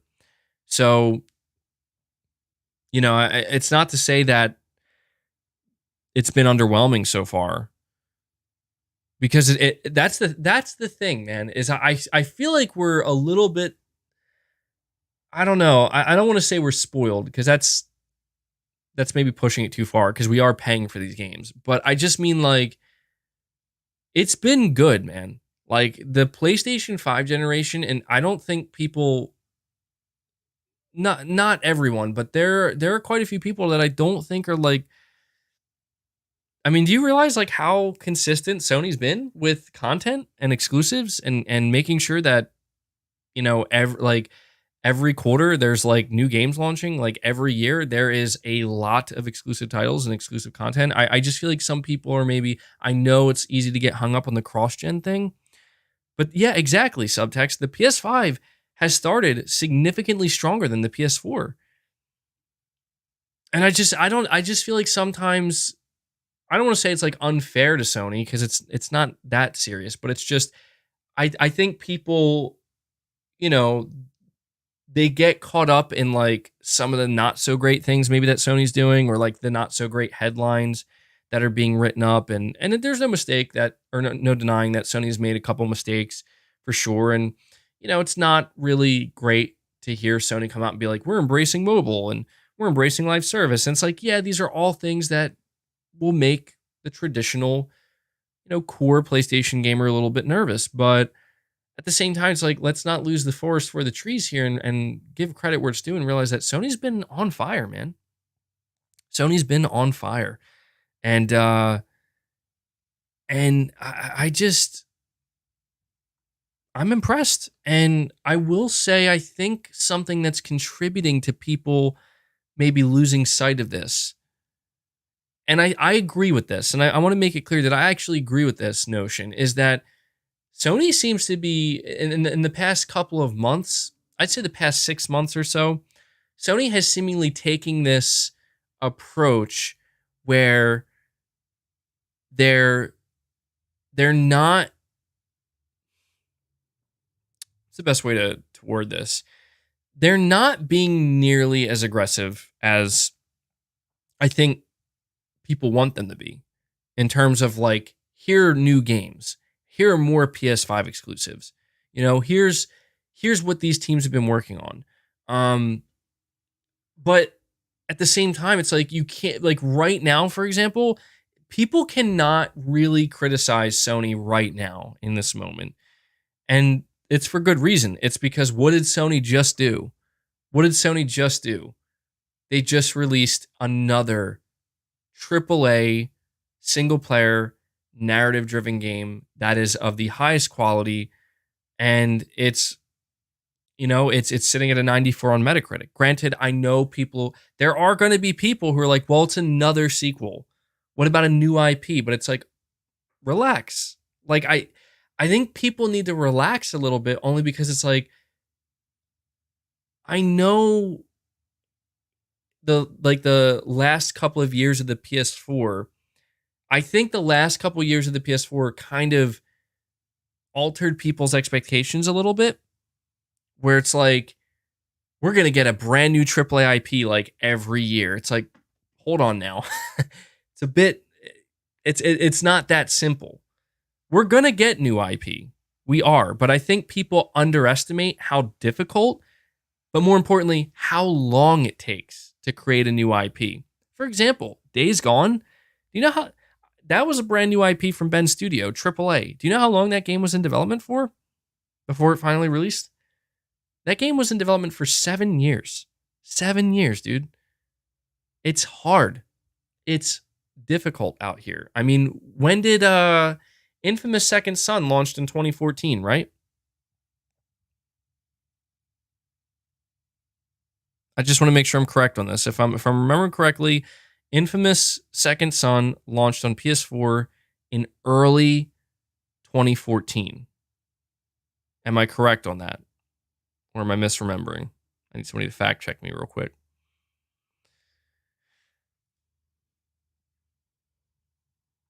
Unless you guys don't remember either. March 21st, 2014. Okay. I just wanted to establish this because it's like, when did Ghost of Tsushima come out? Ghost of Tsushima came out pretty much 6 years later. So this is where I just need people to keep in mind that it's not that there aren't new IPs in development. There absolutely are. And even from Sony's biggest studios, there's likely more new IP than we realize. And their partners as well. But like, especially if you want these new IP to be big, to be like big games, they're going to take some time. And that's why it's very likely that as we get closer toward the middle slash second half of this generation, that's likely when we're going to start to see the newer stuff start to come out, because it falls. It all has to do with timelines, you know. I think people also need to remember that Sony did confirm that half of their investment into single player games, and I really want people to listen closely to this and don't forget this, because this is what Sony told their investors. And that's important to understand, because Sony cannot lie to their investors. I'm not saying they would lie to us about this in general, but Sony told their investors that half of their investment, of their total investment into single player games, half of that is for new IP. Half is for sequels and games that are already established or established IP. The other half is for new IP. Something else I do also want to bring up here, because I think this is a very important thing to pay attention to with this conversation, is Sony's latest financial earnings. I'm not saying we should be worried, but people think that Sony is like bullshitting us when they say like we had to increase the price of our games to $70 to keep up with the rising costs of game development. People think that Sony's lying, that they're being greedy, and that they're bullshitting us. Don't get me wrong, Sony needs to make a profit, but the last financial quarter, do you know how much Sony made in total profit? Not Sony, the PlayStation division, the division that we care about under Sony, the video game division. Do you know how much profit, not revenue, profit they made from the PlayStation division in their last financial quarter? If I'm not mistaken, I don't have the number right in front of me. I'm pretty sure. If I'm off on this number, let me know. Pretty sure they made about like $249 or like $246 million, something like that. Okay, so do people realize that that is essentially the cost of like a modern day like AAA title from Sony? Like that's likely very close to how much a game like The Last of Us 2 cost, or God of War Ragnarok. I think this is where people need to understand that Sony is not being overtly greedy. They're not hiding the fact that they need to be profitable. But this is where you wonder why Sony is now pivoting to where like we might need some live service revenue. We might need some microtransaction revenue. It's not that their business model isn't sustainable, because it absolutely is. But just keep in mind that the level of investment, and that's true, the cost is spread over the course of 4 to 7 years. But at the end of the day, it all comes down to what can they invest. The level of investment, if they cannot keep growing, if their AAA titles can't make more money than the previous ones, then the investment is either going to stay the same, it's going to increase, or it's going to decrease. And I just think that people need to keep this in mind with Sony. Kevin, you're saying nailing it right now. The new IP takes at least 5 years and even higher if they're targeting AAA-ness.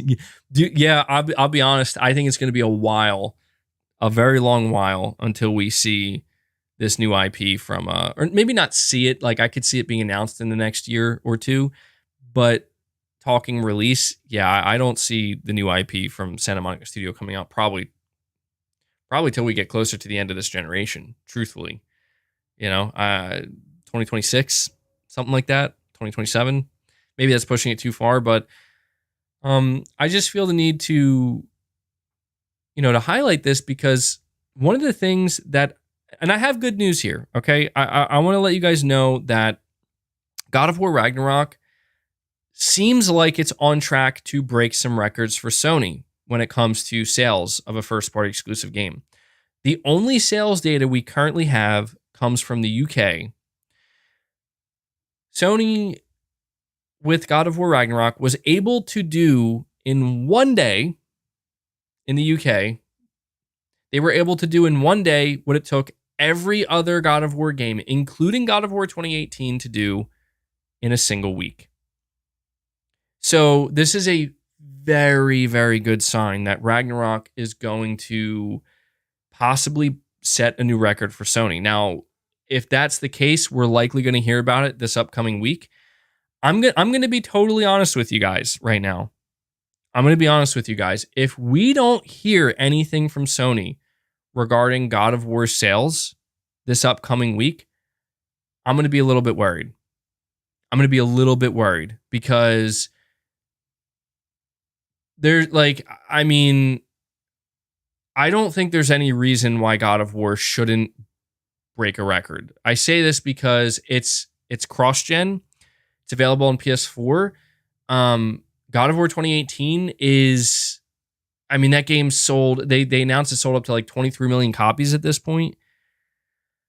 So I'm not saying it means it sold bad. Like, no matter what, Ragnarok will sell well. But I would be quite surprised if Sony doesn't have something to say about sales numbers for Ragnarok.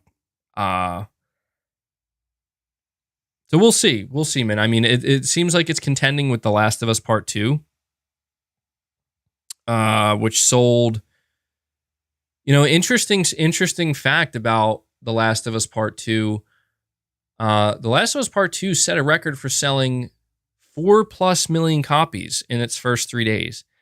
So The Last of Us Part 2 sold over 4 million copies in its first 3 days, but it took like 2 years for it to get to 10 million. Think about that. Really think about that for a second. That tells me that the bulk of The Last of Us sales were up front and it didn't have as big of a tail. So, and that is true as well. The Last of Us Part 2 was only for PS4 and it only ever released on PS4. But we'll see. I just feel like God of War has more potential here. They won't announce Ragnarok sales numbers till after the holiday season because it's included with all the PS5s shipping this holiday. Yeah, true. That's true. I forgot that they do have that bundle, and they're probably going to count that.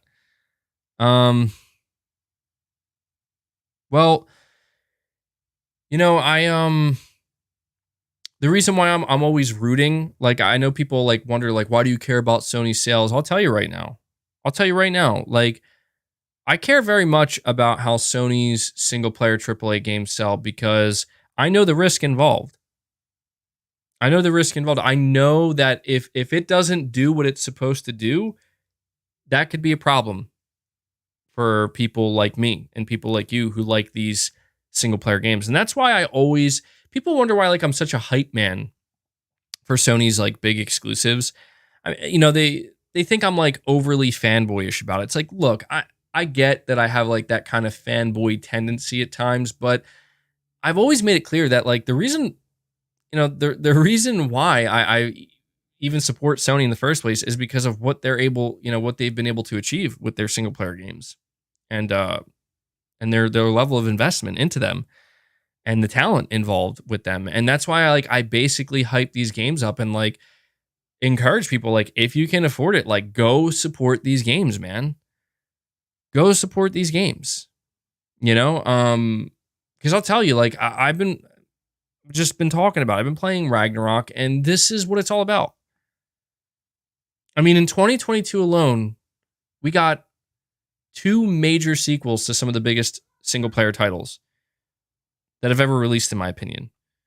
Horizon Forbidden West and God of War Ragnarok within 1 year. And both of these games are incredible.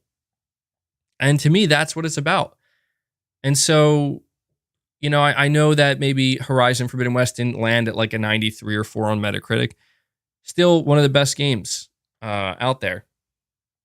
Next year, we get Spider-Man 2. And you better believe when Sony announces a new AAA single-player IP, I'm going to support the hell out of that. At this point, I don't even think I care what it is, where it's set, what it's about. Because I trust Sony. I trust their studios. So,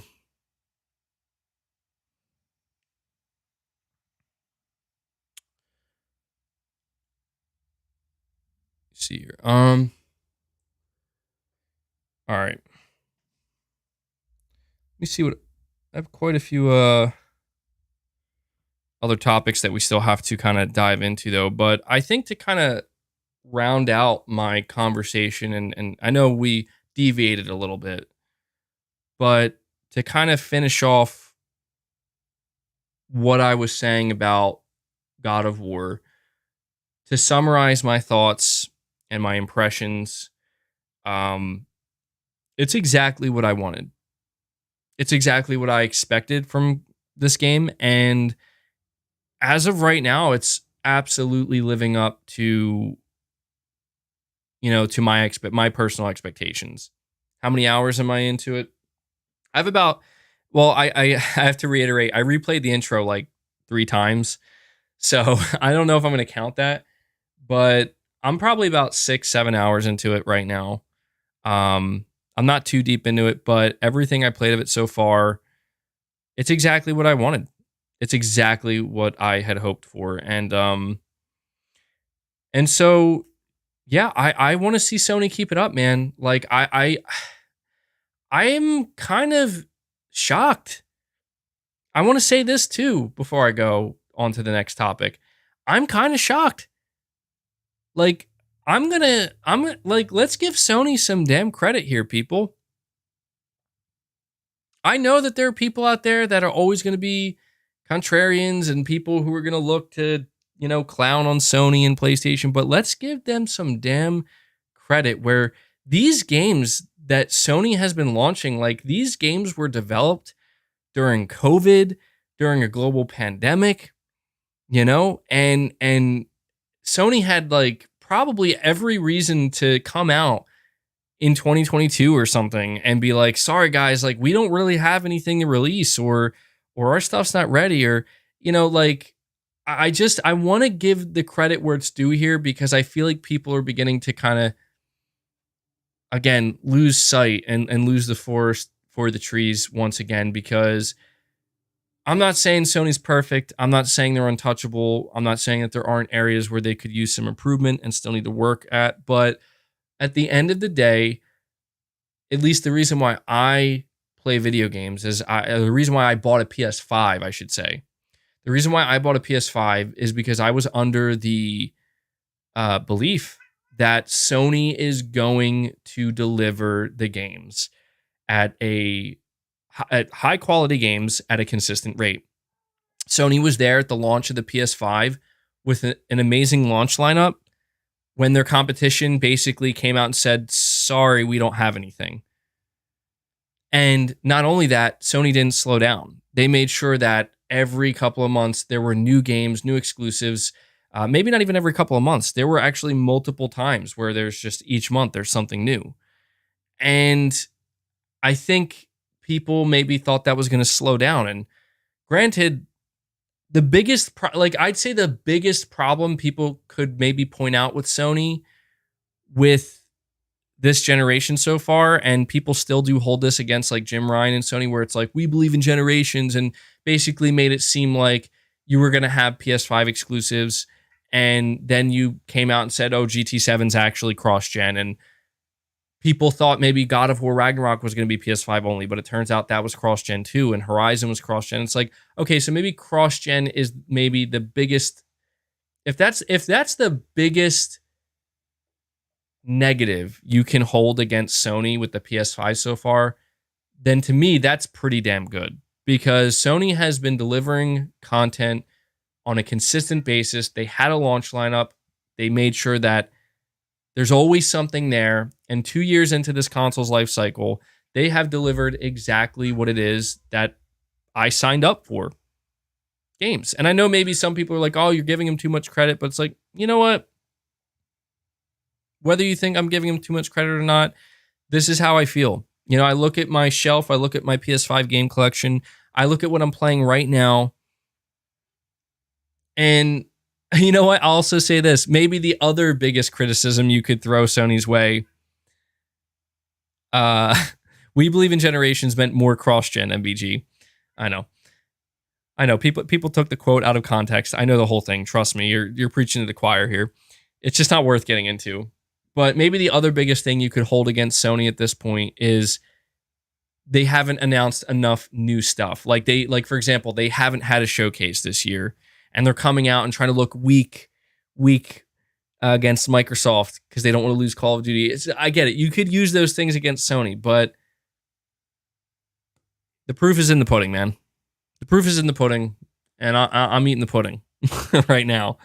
I'm eating the pudding right now, and this is where it's just like, yeah, I'm a satisfied PlayStation 5 owner. I'm a satisfied PlayStation fan. That's not to say that I don't want more from Sony. That's not to say that I don't want more from Sony. Like I still want to see a show from Sony. I want to see them put on a showcase. I want to see them announce new games. Kevin Reavers, again, you're saying biggest issue, no hard stops in Ragnarok. It never lets up. I'm not young anymore. I need breaks to take care of life. I mean, I kind of hear what you're saying, man, because like there are slower moments in Ragnarok, especially when you're like, riding the boat with Atreus, and if you're trying to do some side content, you can do it at your pace. But I know what you mean, where it's like, at least for me, it's been difficult. Once I start playing it, I really don't want to put it down. I have to. There are things I have to do and get done. And I totally understand. I totally understand why there are people, even just a couple of days after this game comes out, they're like, yeah, dude, I put 60 hours into it. I platinumed the game. I'm like, I get it, man. I personally couldn't do it at this point in time that way, but I totally get it. I get it.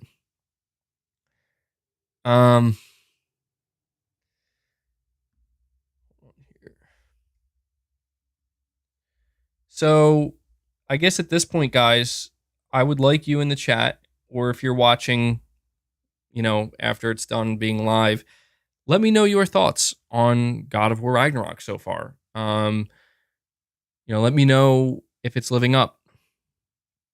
Oh yeah, and true. We're getting granted, it's not from a Sony first party studio, but in just 2 months from now, January, Forspoken, new AAA IP. It's going to be a PS5 exclusive for 2 years from Square Enix. I mean, yeah, dude, you could kind of, I feel like you could kind of understand at this point why Sony's like, maybe we'll wait to have a show. You know what I mean? Like you could kind of begin to understand why Sony maybe is like, maybe we can just get by with a couple of stated plays. Yeah, I will. So I do want to bring this topic up for a minute here.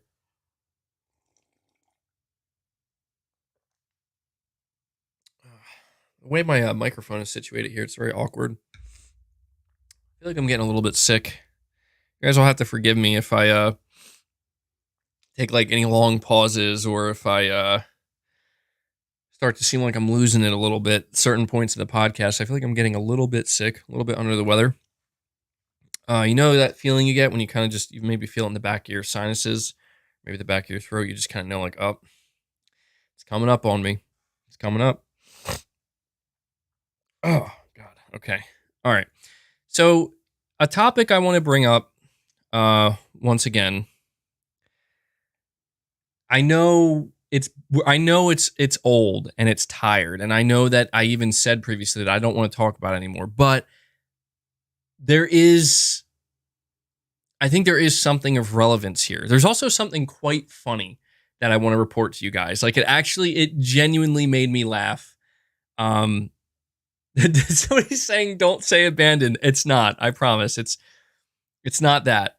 It's the ongoing situation with Activision Blizzard and whatnot. Because like the one thing I think we should remember, because we are talking about it a little bit, is like, Sony didn't put on a big show this year. They're seemingly still playing everything very close to the chest.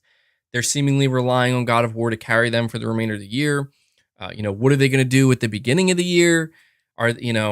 it seems like they're basically Sony is doing something that I didn't think they were going to do, which is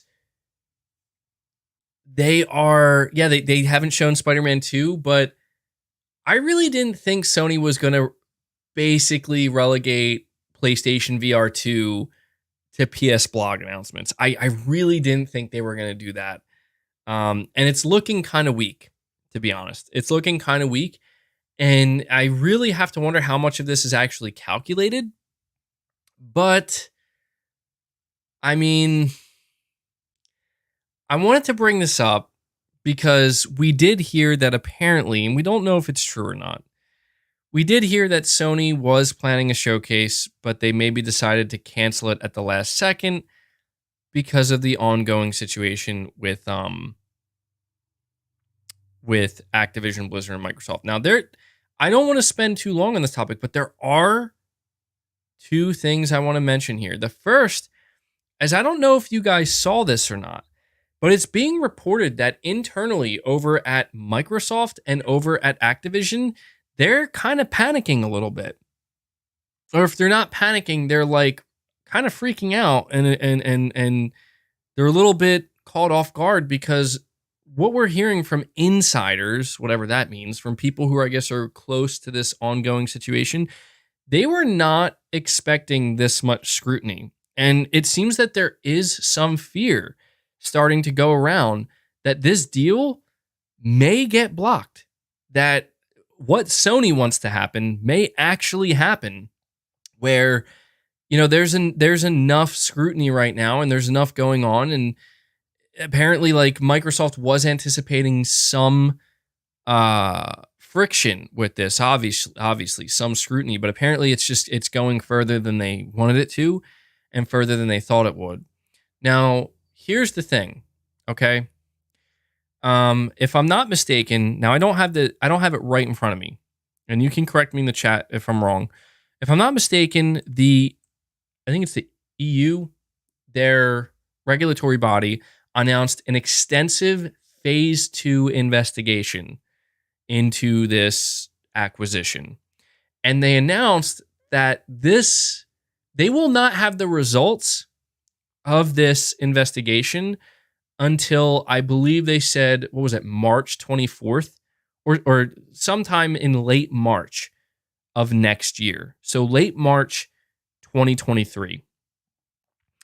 This depressed me so much because pretty much what that guarantees is Sony ain't doing nothing until at least that date.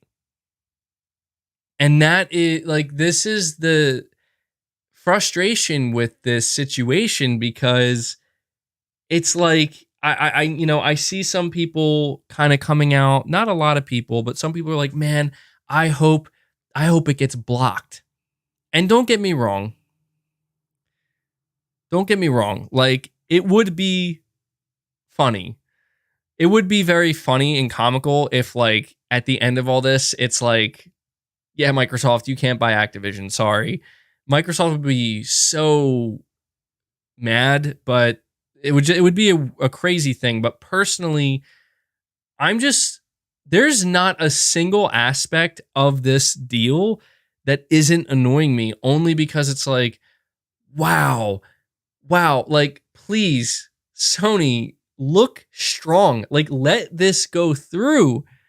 I hate that Sony is kind of getting what they want here to a degree, where apparently Jim Ryan and Sony, they're like, we have to look weak. We have to look bad.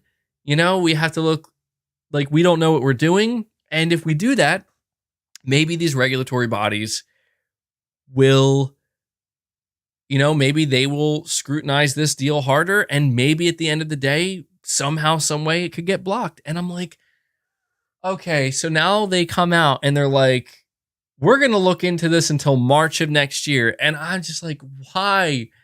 Why does it have to be like this? Because I just don't think Sony is going to. I guess what I'm trying to say here is this tactic that Sony has been pulling to look weak, to make it sound like that, what Microsoft is doing is really going to hurt them, and the rumor that they canceled a showcase because of this, um, you know, eh, the fact that it's being taken further, this makes me fearful that Sony's going to lean into it even harder now. And I hate this. Like, I hate this so much because not only is it going to extend all of this and make it just that much more dragged out, but imagine if it does get blocked. Like, I keep trying to tell people, like, we don't want this to get blocked, guys. We don't. Trust me. Like, if you're a PlayStation fan, you don't want this Activision deal to get blocked. You want it to go through, and you want this to be over. Because after that, Microsoft won't, as far as I'm aware, they won't be able to make any more major acquisitions like that. Okay? But if it were to get blocked, you better believe Microsoft is going to go after somebody else. And the chances of them going after somebody that you could argue is more important to the core or hardcore PlayStation audience is amplified. And I just wanted to mention this because, like, I see somebody in the chat saying this delay was expected, MBG. You're probably right, but I guess I don't know. I didn't feel good. Like, I know that there were some PlayStation fans, like, celebrating the fact that, oh, look, Microsoft is scared. They're getting more scrutiny than they thought they would. And they might be running into more roadblocks than they thought they would. And I'm like, to me, that's all bad news because I want this to be over. I don't want this that's not what I want to hear. If I had it my way, the stamp of approval would be made today. And that's it. Microsoft would own them and we could all just move on. But that's not where we're at right now. And, it really it makes me wonder, frankly, at this point, like, when are we going to see aggressive Sony again? That's what I want to know. If God of War Ragnarok did break a sales record, would Sony feel like maybe we shouldn't announce that? You know what I mean?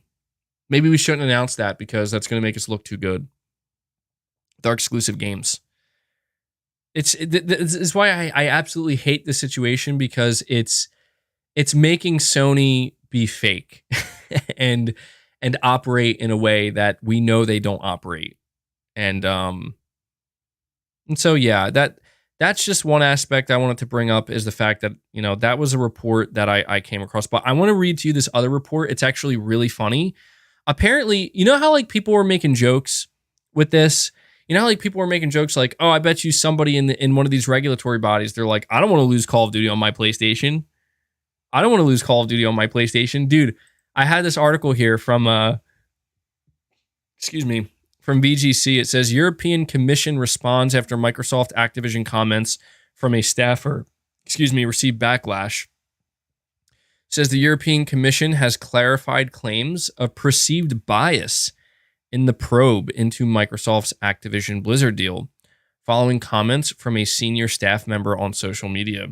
Ricardo Cardoso, the deputy head of Unit Interinstitutional and Outreach, I don't know if I said that right, at the governing body, tweeted earlier this week that the, quote, commission is working to ensure that you will still be able to play Call of Duty on other consoles, including my PlayStation, end quote. Oh my God, it's so funny. The statement, while factually in line with the remit of the body, was met with criticism from some players over perceived Sony bias, especially following repeated reassurance from Xbox claiming Call of Duty will remain on PlayStation for the foreseeable future. Now, the European Commission has clarified in a statement to Tweaktown that Cardoso is not involved with the process whatsoever. Dude, that is so funny, man. I'm looking at his tweet right now. The commission is working to ensure that you will still be able to play Call of Duty on other consoles, including my PlayStation. I love that, dude. I love that. Yeah, MVG, you know what guy You know that guy got a phone call. Absolutely. Oh man, that's so funny. Like, I mean, he could have just said including on PlayStation. He had to say my PlayStation. Like, bro, NBG infiltrated. NBG infiltrated. No, not NBG. I'm not against it. You know me. Jim Ryan infiltrated, man. Jim Ryan infiltrated. He's like, dude, you know Jim Ryan walked in and is like, you want this PS5? Got one right here for you, man. And a copy of Modern Warfare 2. Wouldn't want to lose that now, would we? Dude, I was laughing so hard because I was like, people were making jokes about this, and I love it. I love it. Subtext, you're saying, I thought Sony was overstating COD's importance until you said their profits. Sony does make a lot of money off COD sales. What if they lost that? Well, dude, that's the thing, man, is I'm going to be honest. I actually believe Microsoft at this point. I believe when Microsoft says we are going to treat Call of Duty like Minecraft, I don't know why anybody would not believe them, because I don't think people fully understand how unbelievably stupid it would be for Microsoft to pull Call of Duty off of PlayStation. Like, from just a pure business profit margin sense. Like, it is literally the opposite. I think people forget how much money Microsoft is spending on this acquisition. $68 billion. They're going to want to get that money back eventually. They're not going to want to continue to make moves that make them lose even more money on top of that. Pulling Call of Duty off PlayStation would absolutely accelerate that. It would do the opposite of help them recover that cost and eventually turn it into a profit. And on top of that, I think a lot of people are failing to understand that a very big reason, at least based off of my understanding, that Microsoft wants Activision Blizzard so badly is for the mobile stuff with King. You know, like, if anything, that's where they're looking to potentially have a monopoly, or maybe not a monopoly, but make a ton of money, right? And have control in the mobile space. I really do at this point believe Microsoft when they say, like, Call of Duty is like Minecraft to us. I mean, Phil even recently said he would try to get Call of Duty on Switch if he could. I believe that. Like, why wouldn't you? Why wouldn't you? You know, I understand that that Game Pass is the be all end all for Microsoft. I understand that, but I just don't. I think Microsoft can make Game Pass successful and eventually profitable. Apparently, it already is profitable to them, but they can continue to grow Game Pass just fine without Call of Duty exclusivity.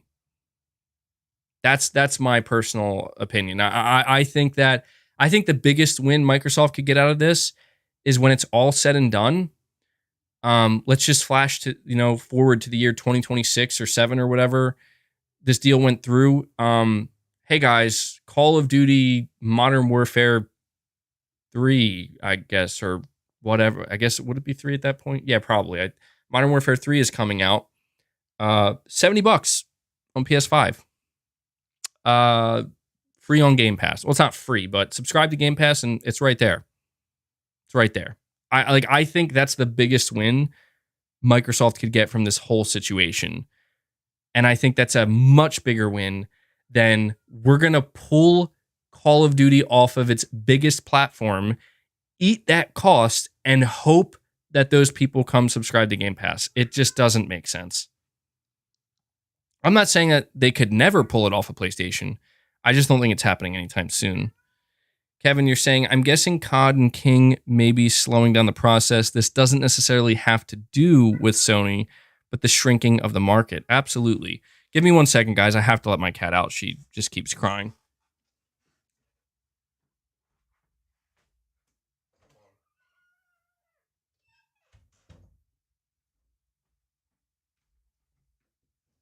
All right. Sorry about that. I forgot to let her out.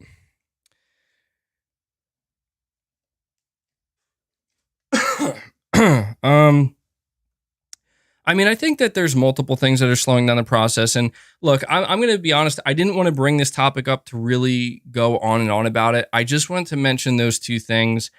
I think if you're a PlayStation fan, like specifically a core PlayStation fan like us here that are paying close attention to what Sony's doing and always wondering when is Sony going to make new announcements, when are they going to have a show, like what's on the horizon. I feel like you should be aware that this is an announcement that was made where they're going to extend the the scrutiny and basically really look into it. They're putting it into a phase 2 and it's going to last until March. And so, I'm just trying to let everybody know that I don't know what's going to happen. I don't know what Sony's plan is, but do not be shocked if Sony is basically going to try to coast between now and the end of March and try to rely on God of War, Forspoken, PSVR 2, and just leave it at that and probably not have a show till sometime after that. Don't be shocked, because I certainly won't be. And I also just wanted to mention this dude who like clearly doesn't want to lose Call of Duty on his PlayStation. That was just really funny. But excuse me, there are other topics here that that we can talk about, okay? And I'm curious which topics you guys want to discuss first. So we could talk about the fact that the PS5 is 2 years old at this point. We could dive into that and talk about our thoughts on it. We could talk about the new rumor of a PS5 Slim, PS5 Pro apparently coming God knows when. Apparently I don't know what quarter, but like fiscal year 2025. Lewis, member for 10 months. You're saying the Activision topic is already over, thank God. Yeah, no, I wasn't kidding, man. I wasn't going to be talking about that long. But I did think that was just important for people to know, because I didn't cover it in a video or anything. But Lewis, you're saying God of War Ragnarok is so much better than I expected. It's now competing with Horizon Forbidden West for my game of the year. Maybe we could talk about that. I don't know. Would that be an interesting conversation? I feel like we might have to save it, though, because the nominees for Game of the Year are going to be announced on Monday.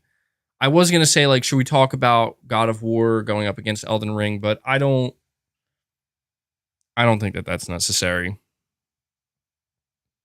I don't think that that's necessary quite yet. We should probably at least wait till the nominees. But, you're saying your Game of the Year was Horizon Forbidden West, and now God of War Ragnarok is kind of fighting for that. I understand. Yeah, dude, I can understand why. Monday, like tomorrow. Yeah, yeah, I'm losing track of the days. Today is Sunday. That's when I do my podcast. So yeah, tomorrow, the nominees for Game of the Year are going to be announced.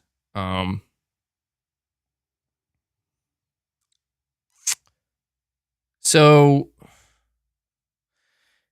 yeah, I mean, look, it's unfortunate. It's not unfortunate. It's understandable, is what I mean to say. That there's not a whole lot of news this week because of the launch of God of War. By the way, did anybody see that Sonic Frontiers is already on sale for $40?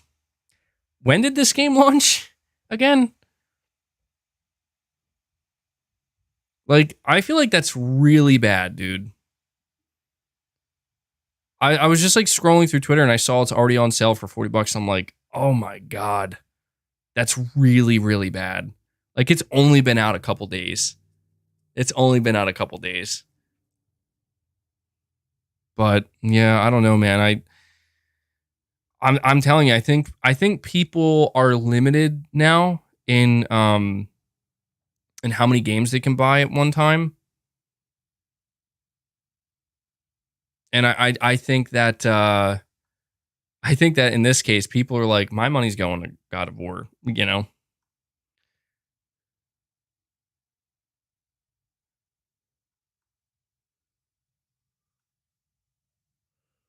I don't know if it's a good game though. Like, I don't know if people are really. It should not release next to God of War. No, definitely not, dude. Definitely not. Um, So you know, so you know what I want to say. I mean, could you imagine though, real quick, if you're somebody who bought that game at launch? Like, imagine if you bought Sonic for full price, and then literally like 4 days later, it's like, well, it's on sale. Like, what the hell, dude? That's just straight up disrespectful. They should refund those people. That's crazy. That would be like if all the people who just bought God of War for 60 or 70 bucks, if Sony came out today and was like, oh, it's actually 40 bucks now.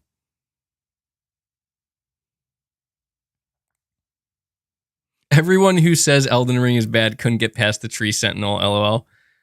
So, yeah, I just want to say this real quick. Elden Ring is not bad. Like, I mean, I could understand if people are like, Elden Ring's overrated or Elden Ring is, gets too much praise. I actually understand those same criticisms or some of the same sentiments towards games like God of War. Like, I get it. It's not going to be everyone's cup of tea. There are going to be people who it's just not landing for them the same way as it is maybe a lot of other people. I get that. I've even seen some people expressing that about God of War recently, where they're like, it's not doing it for me. It's not captivating me the way I thought it would. It's not interesting me the way I thought it would.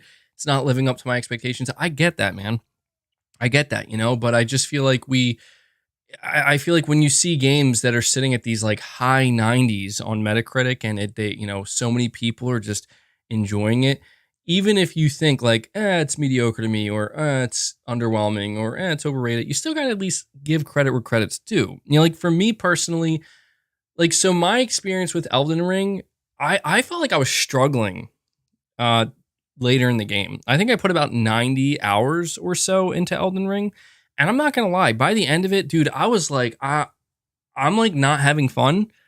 I don't know if I just suck at the game or maybe I messed up my class, but I basically needed to be carried to a degree by the end of Elden Ring, where I'm like, some of these boss fights are killing me, dude.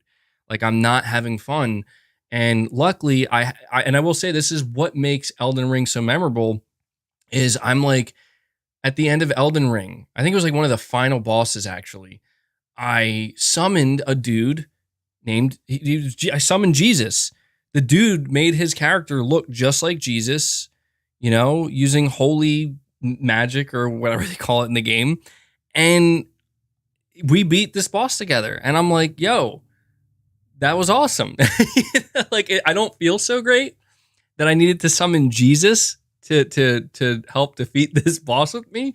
But there's something so epic about it that I'm like, that's that it was very memorable in that sense. And dude, let me tell you,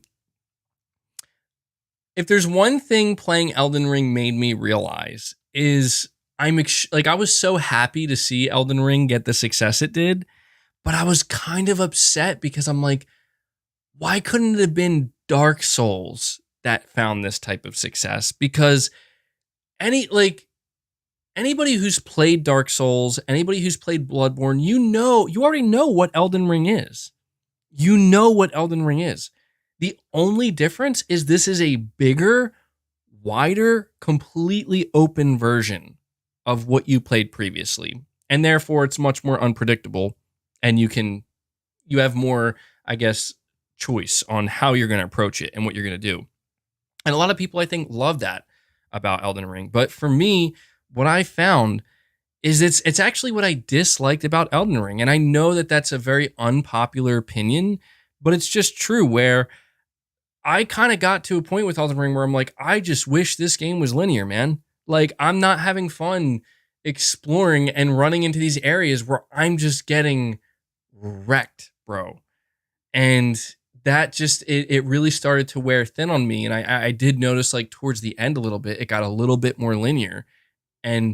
But at the same time, it got way more difficult. So it was a journey, man. Like,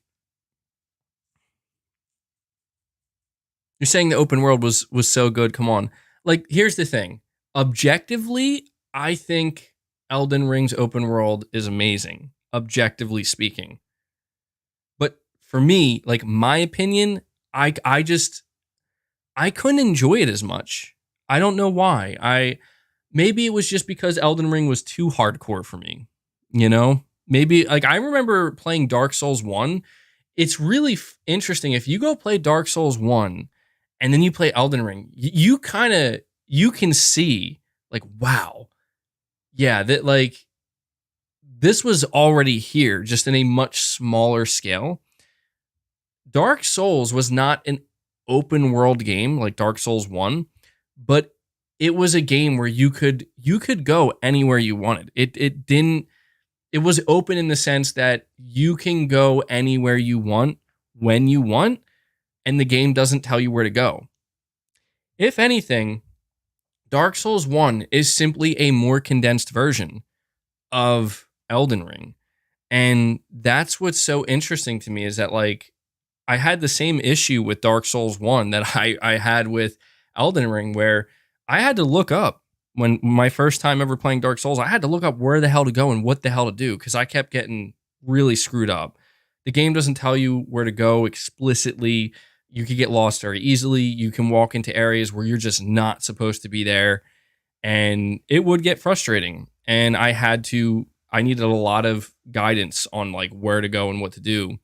And Dark Souls 2 and 3 was very different because Dark Souls 2 and 3 were linear. So, there was no really getting lost in those games. And so it's just so interesting to me because I guess what I'm trying to say is I already struggled with Dark Souls. You're saying you never understood how people get lost in Dark Souls. I mean, looking back on it, like, because I now, hindsight 2020, I know where to go and what to do. But no, dude, I remember there were times where I was like, I'm. It's mainly because I was like scared. I'm like scared to go to this area because it might be the right area, but it might also be an area where there's just an enemy or a boss that's like going to just make me want to quit this game because I'm not supposed to be there yet. And I feel like that's what kind of basically Elden Ring. It took the problem that I had in Dark Souls and amplified it by like 100 times. So yeah, Elden Ring is a fantastic game, man. Like I don't agree with people who like I don't agree that it's a mediocre game or that people are like, oh, it's like a 6 out of 10. Like I don't agree with that. But yeah, it's just so fascinating to see how Elden Ring really just kind of. We all knew it was going to be big, but I'll be honest, like I did not think it was going to be that huge. Is it worth a 96 on Meta? I do think so. Yeah, I have to say I do think it is, mainly because it's like I can totally understand like how people I'm just trying to imagine a person who never played Dark Souls, who never played Bloodborne or any of these Souls games, and imagine like Elden Ring's their first experience. Holy shit, dude. Like you're gonna be like mesmerized because you're like, this is like the greatest game I ever played. And I don't know how common that was with reviewers. Like I don't know how many reviewers didn't play a Dark Souls game or Bloodborne or anything like that. But I think anybody who did play the Souls games and then played Elden Ring, you can still be just as mesmerized, but you also know like this is familiar. You know what I mean? Like a lot of these boss patterns, boss battles, and their patterns very familiar. The weapons, the move sets, the animations, the sound. A lot of it is very familiar because let's be honest, like a lot of it's reused, and this is where it's like when I see people talk about God of War Ragnarok a little bit, and they're like, well, you're saying MBG with all the technical flaws it has or fails. Come on. Well, it's hard for me to speak on that because I mean, apparently the game was kind of a wreck on PC at first, but I think for me, when I look at people, some people are judging God of War Ragnarok and they're like, oh, it's more of the same. It's more of the same. And I'm like, yeah, but like, really? Like, have you not played sequels before? I mean, like, What if you didn't play God of War 2018? You know, like what if God of War Ragnarok is your first experience with God of War? Like, dude, you're gonna be fucking blown away. You know, and I feel like these. I understand that it's this is what makes it so difficult is it's different for every person. One person might feel like, oh man, you know, like, oh look, I found the same weapon in Elden Ring that I used in Dark Souls, and it has the same exact animation and the same exact upgrade path. I mean, I guess for one person, that might make the game a lot less interesting to them. But another person might not care and think this is awesome. I loved this weapon in the previous game. I loved these animations and these attack patterns, right? And I'm glad it's here again. You know, like there there are there are basically some people who look at it as if it's not broke, don't fix it. And then there are other people that look at it as I don't care if it's not broke, I want something fresh and brand new and different. And I think that that's where again it lies within each person. And like the reason why I'm saying for me Ragnarok feels like it's perfect so far is because I did want more of it, right? Like I am of the mindset if it's not broken, don't fix it. Now, does that mean that I never want anything new again? Of course not. Like this is why I feel like this is the perfect time for Santa Monica Studio to create a new IP because it seems like with the next God of War, I'm assuming there's going to be another God of War at some point. Again, I don't know what happens in Ragnarok, but I'm assuming there will be another God of War of some kind. They're probably going to have to change things up again to a degree. And that's going to take time, you know? And so in between that, it's like, here's something completely new, completely different and separate. And that's why I feel like, um, it just basically boils down to each individual and what it is you're looking for in a game. But I think objectively speaking, to me, there is going to be I mean, there's always going to be people who are like, uh, it sucks. But I think objectively speaking, Elden Ring achieved a lot. Like Elden Ring reminds me of Red Dead Redemption 2 to a degree, where it's like it's achieving a lot. It's like I don't think Red Dead Redemption 2 is a perfect game. In fact, my biggest criticism of Red Dead Redemption 2 is it feels too cumbersome at times. I feel like the game like the shooting and the gameplay like it didn't feel I know it sounds ridiculous, but it didn't feel gamey enough to me. It felt like it was trying too hard to be over the top realistic. And I appreciated that, but from a gameplay perspective, it felt kind of cumbersome, you know? But that's kind of the beauty of the game though. You know what I mean? Like that's part of it. And so for me, I can objectively see here, like to me, it's an objective fact that Red Dead Redemption 2 is doing something truly great, but that doesn't mean that I have to feel like I like it as much, you know what I mean, as maybe other people do. I mean, I know this is basic stuff that we all go through, but people get kind of weird, you know what I mean? People get weird when the game awards come around and when people talk about what's game of the year and I don't know, man. I just look at it as each year there are pretty much multiple games that are probably deserving of a game of the year award. And there's going to always be one winner at the end of the day and I don't think it really matters that much. I mean, it's a nice bragging right, I think, like From Software fans are going to lose their minds if Elden Ring wins game of the year, but Sony fans are going to lose their minds if Ragnarok wins game of the year. It's a nice again, it's a nice little bragging right to have, and I think it makes people feel good and validated. But yeah, dude, thinking back, I still can't believe that God of War 2018 beat Red Dead Redemption 2. That's crazy.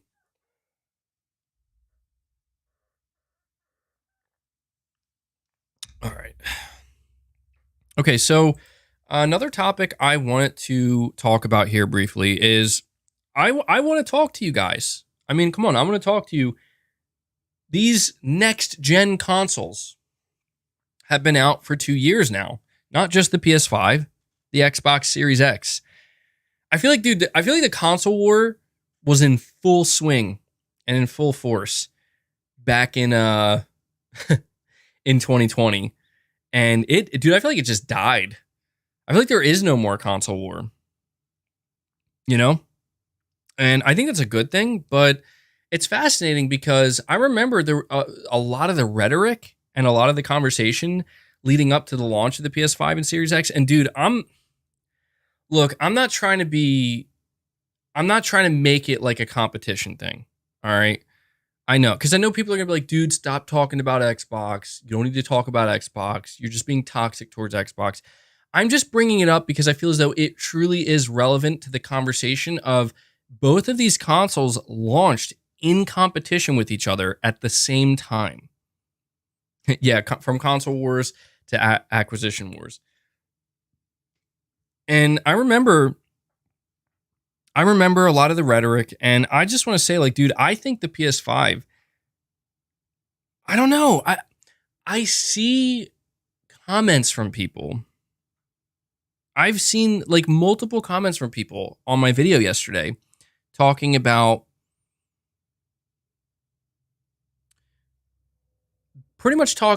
like the 2-year review of the PS5 and saying like to them it just feels like this one person was like, dude, I bought into the hype of the PS5 and I bought like a big OLED screen and I thought I was going to get like all these next gen exclusives. And he's like, I'll never make that mistake again. And I'm like, I respect that opinion, man. Like, that's your opinion. That's how you feel. There's nothing wrong with that. Everybody feels how they feel, but I don't feel that way literally at all. I don't, man. Like, I don't know if maybe it's all a matter of expectation, but I feel like, dude, this generation has absolutely been living up to my expectations. That's not to say it's been perfect, but I was there too, man. I bought the big screen TV, the new TV. I bought into the hype of the PS5 completely and entirely. I was there, dude. You know it. And I don't feel disappointed.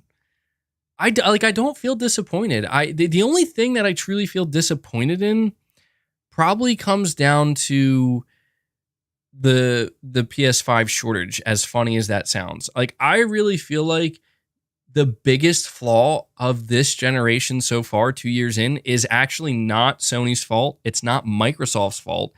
It's not developers' fault. It's just the fault of, dude, this gen got off to a disastrous start. And it's just because of the of things that are completely out of everybody's control within the gaming industry. And I think we're still feeling the effects of that. You're saying, MBG, to be fair, it's easy to get a PS5 now, and that's true. It's getting pretty easy, and I guess it's just, this is why earlier I was giving Sony so much credit, only because it's like, dude, I was tracking. I can only imagine how Sony must have felt internally. I was tracking the PS5, and dude, you guys know, for anybody who was here in 2020. Dude, the hype for the PS5 was monumental.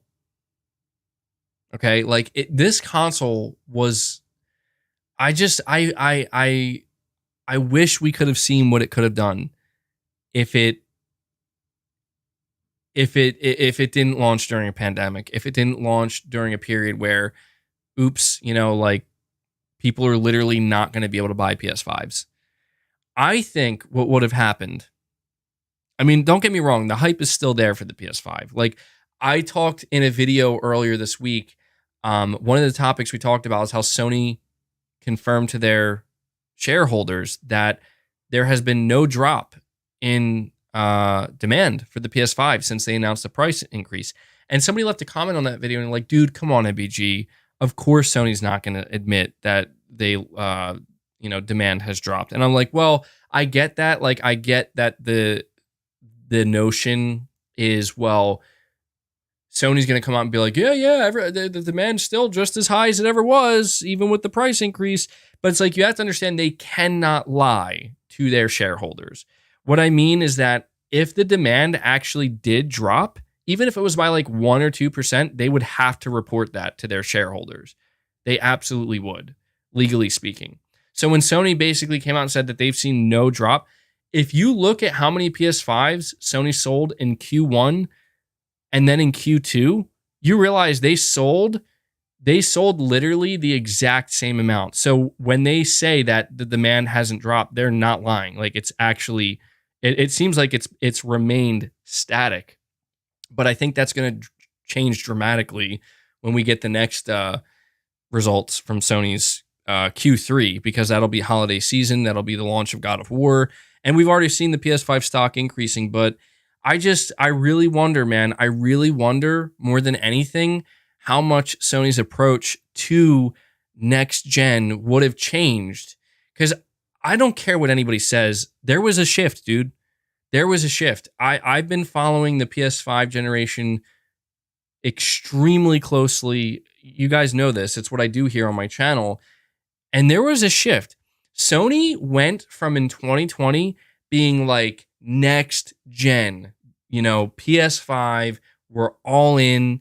And they really gave this sense. And I'm telling you, people got so pissed off at Jim Ryan and Sony, and Horizon Forbidden West announced being cross-gen, and GT7 eventually being announced cross-gen, and even God of War. People got so pissed because in 2020, Sony really leaned in to the whole, this is next gen. Like, this is a leap forward, out with the old, in with the new, and we're rushing ahead, head down, going forward into next gen. But in 2021, it just, especially like after 6 months into 2021, something just flipped. Something just changed. And I'm telling you what happened. Sony did not foresee the console shortage the way that it happened. I'm telling you, they did not see that coming. And the second Sony realized that, holy shit, we are not going to be able to produce nearly enough consoles. We're screwed. I'm telling you, they, in that moment, were like, we have to double down on the PS4 now. Because I promise you that if there was never a console shortage, like, let's just say the PS5 launched when there wasn't a pandemic and there wasn't a shortage, and PS5s were just every day, all day on store shelves, I promise you GT7 and at the very least God of War Ragnarok would be PS5 only. I'm telling you right now, God of War would be PS5 only.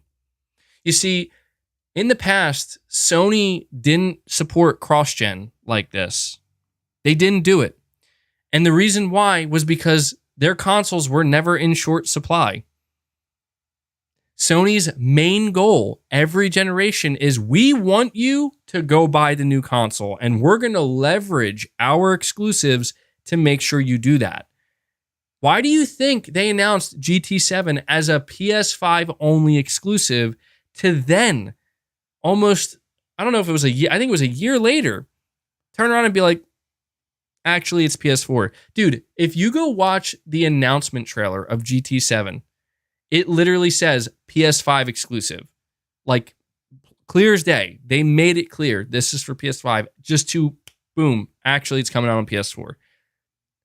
I'm telling you, the biggest problem that Sony faced this gen so far was the shortage. And I think the fans have felt that effect. I know that a lot of the hardcore PlayStation fans feel like, dude, I just want Sony to go all in on the PS5 and stop. And I know that there are some fans that get upset where they're like, let Sony support the PS4, like, there's nothing wrong with that. But it's not that there's anything wrong with it. It's not what Sony normally does. It's not normal for them.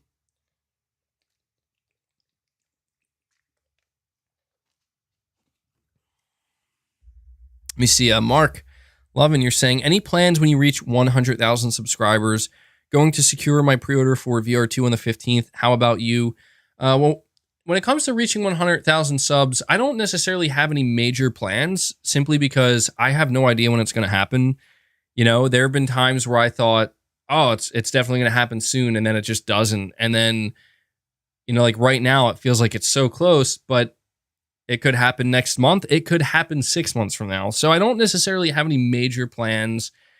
Truthfully, I'll probably just do a little celebratory stream, hangout, kind of just, you know, chill with my audience and make it clear that I'm, you know, eternally grateful for everybody that, you know, the fact that, I mean, look, I know I'm not at 100K, but I'm at like 97K. It's like, dude, that's insane. Like, that I would have never in a million years thought that, hey, I'm going to create a YouTube channel and one day have 97,000 people subscribe to it. I mean, it's, you know, you just can't predict those things. And so it's just a matter of like, I just want people to know that whether it's 97K, 100K, 102K, whatever it might be, like, I'm extremely thankful.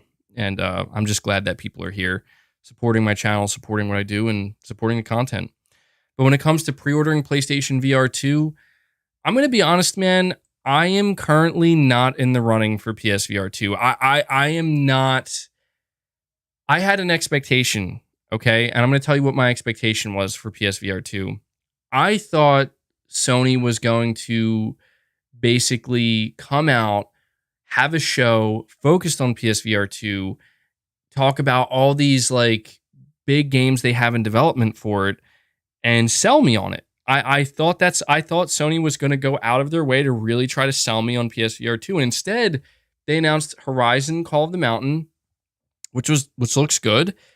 And then after that, they're just like, and here's a blog post, and here are a bunch of other like smaller games that are not really going to sell the headset.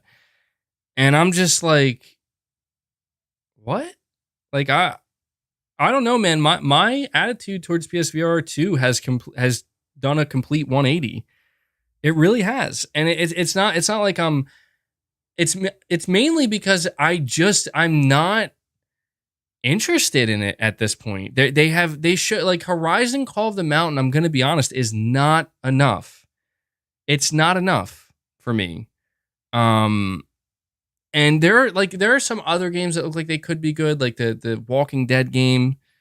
You're saying L take. Well, hey man, it's just an opinion. It's not even a take, dude. I'm telling you like how I feel about PSVR 2 and whether I'm going to buy it or not. And yeah, Resident Evil 8 as well. But like the thing about that drives me a little bit crazy, it's like that's not new. Like I played that game already, you know? And it bothers me because it's like I feel like Sony is I'm going to be honest, man, like I'm nervous for PSVR 2. I'm going to be totally real with you guys right now. I think Sony is going to I think Sony is setting PSVR 2 up for failure. And I hate to say that. Like, I really hate to say that, but I think they are.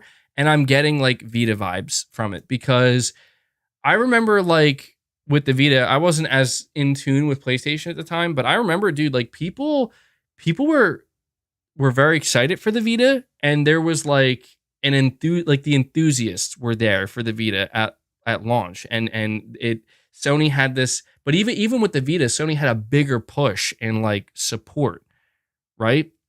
Sony with the Vita even made it clear up front that like, yeah, like we're gonna have like AAA games for this thing, we're gonna have teams working on it, and like Sony's not even doing that with PSVR 2. In fact, Sony has only announced, as far as I'm aware, like 2 what you would consider AAA, if you want to call it that, AAA VR games. One, well, if you want to count Village, that's 3. So I guess we could say 3. Village, but again, it's not new. And then you have Horizon Call of the Mountain, which, you know, we'll have to see how that turns out, and it looks good, but it looks somewhat AAA. And then you have, what's the other one? Firewall Ultra, right? And that's like it, dude. And I'm over here thinking like, I don't know. I feel like I don't know. What? Dude, the Spaz says, hell, I'm even more disappointed I didn't see MBG play the new God of War with his pinky toe. What the? What? Without any socks on. Okay. That came out of left field. But I'm telling you, I really get the feeling. I don't know, man. I am not convinced that Sony's invested into VR. This is a very dire take, and I understand that. And I know that if you're somebody who's excited for VR2, if you're somebody who is an enthusiast, you're probably going to hate that I'm saying this and completely disagree. And I understand. But I think PSVR 2 is going to be it. Like, I think that's it. I think Sony is setting this headset up for failure, and I think that once it fails, it's basically going to get the Vita treatment, and that's it. I'm telling you, man, like, there's something off here. There's something off about PSVR 2. I can't quite put my finger on it, but it feels like there's something critical missing. And I'll tell you this. When I don't want to cover PSVR 2. Do you know why? Because literally no one cares. Now, think about this for a minute. I'm a PlayStation channel. That covers all PlayStation content. And when I tell you, anytime I mention PSVR 2, dude, no one cares.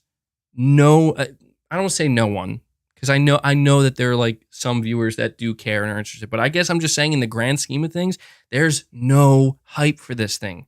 There's very little interest. And I know for a fact Sony is aware of this. Saying MBG, you should try it before dogging it. No, don't get me wrong. Don't misunderstand me. I'm not saying there's anything wrong with it. I'm not saying it's bad.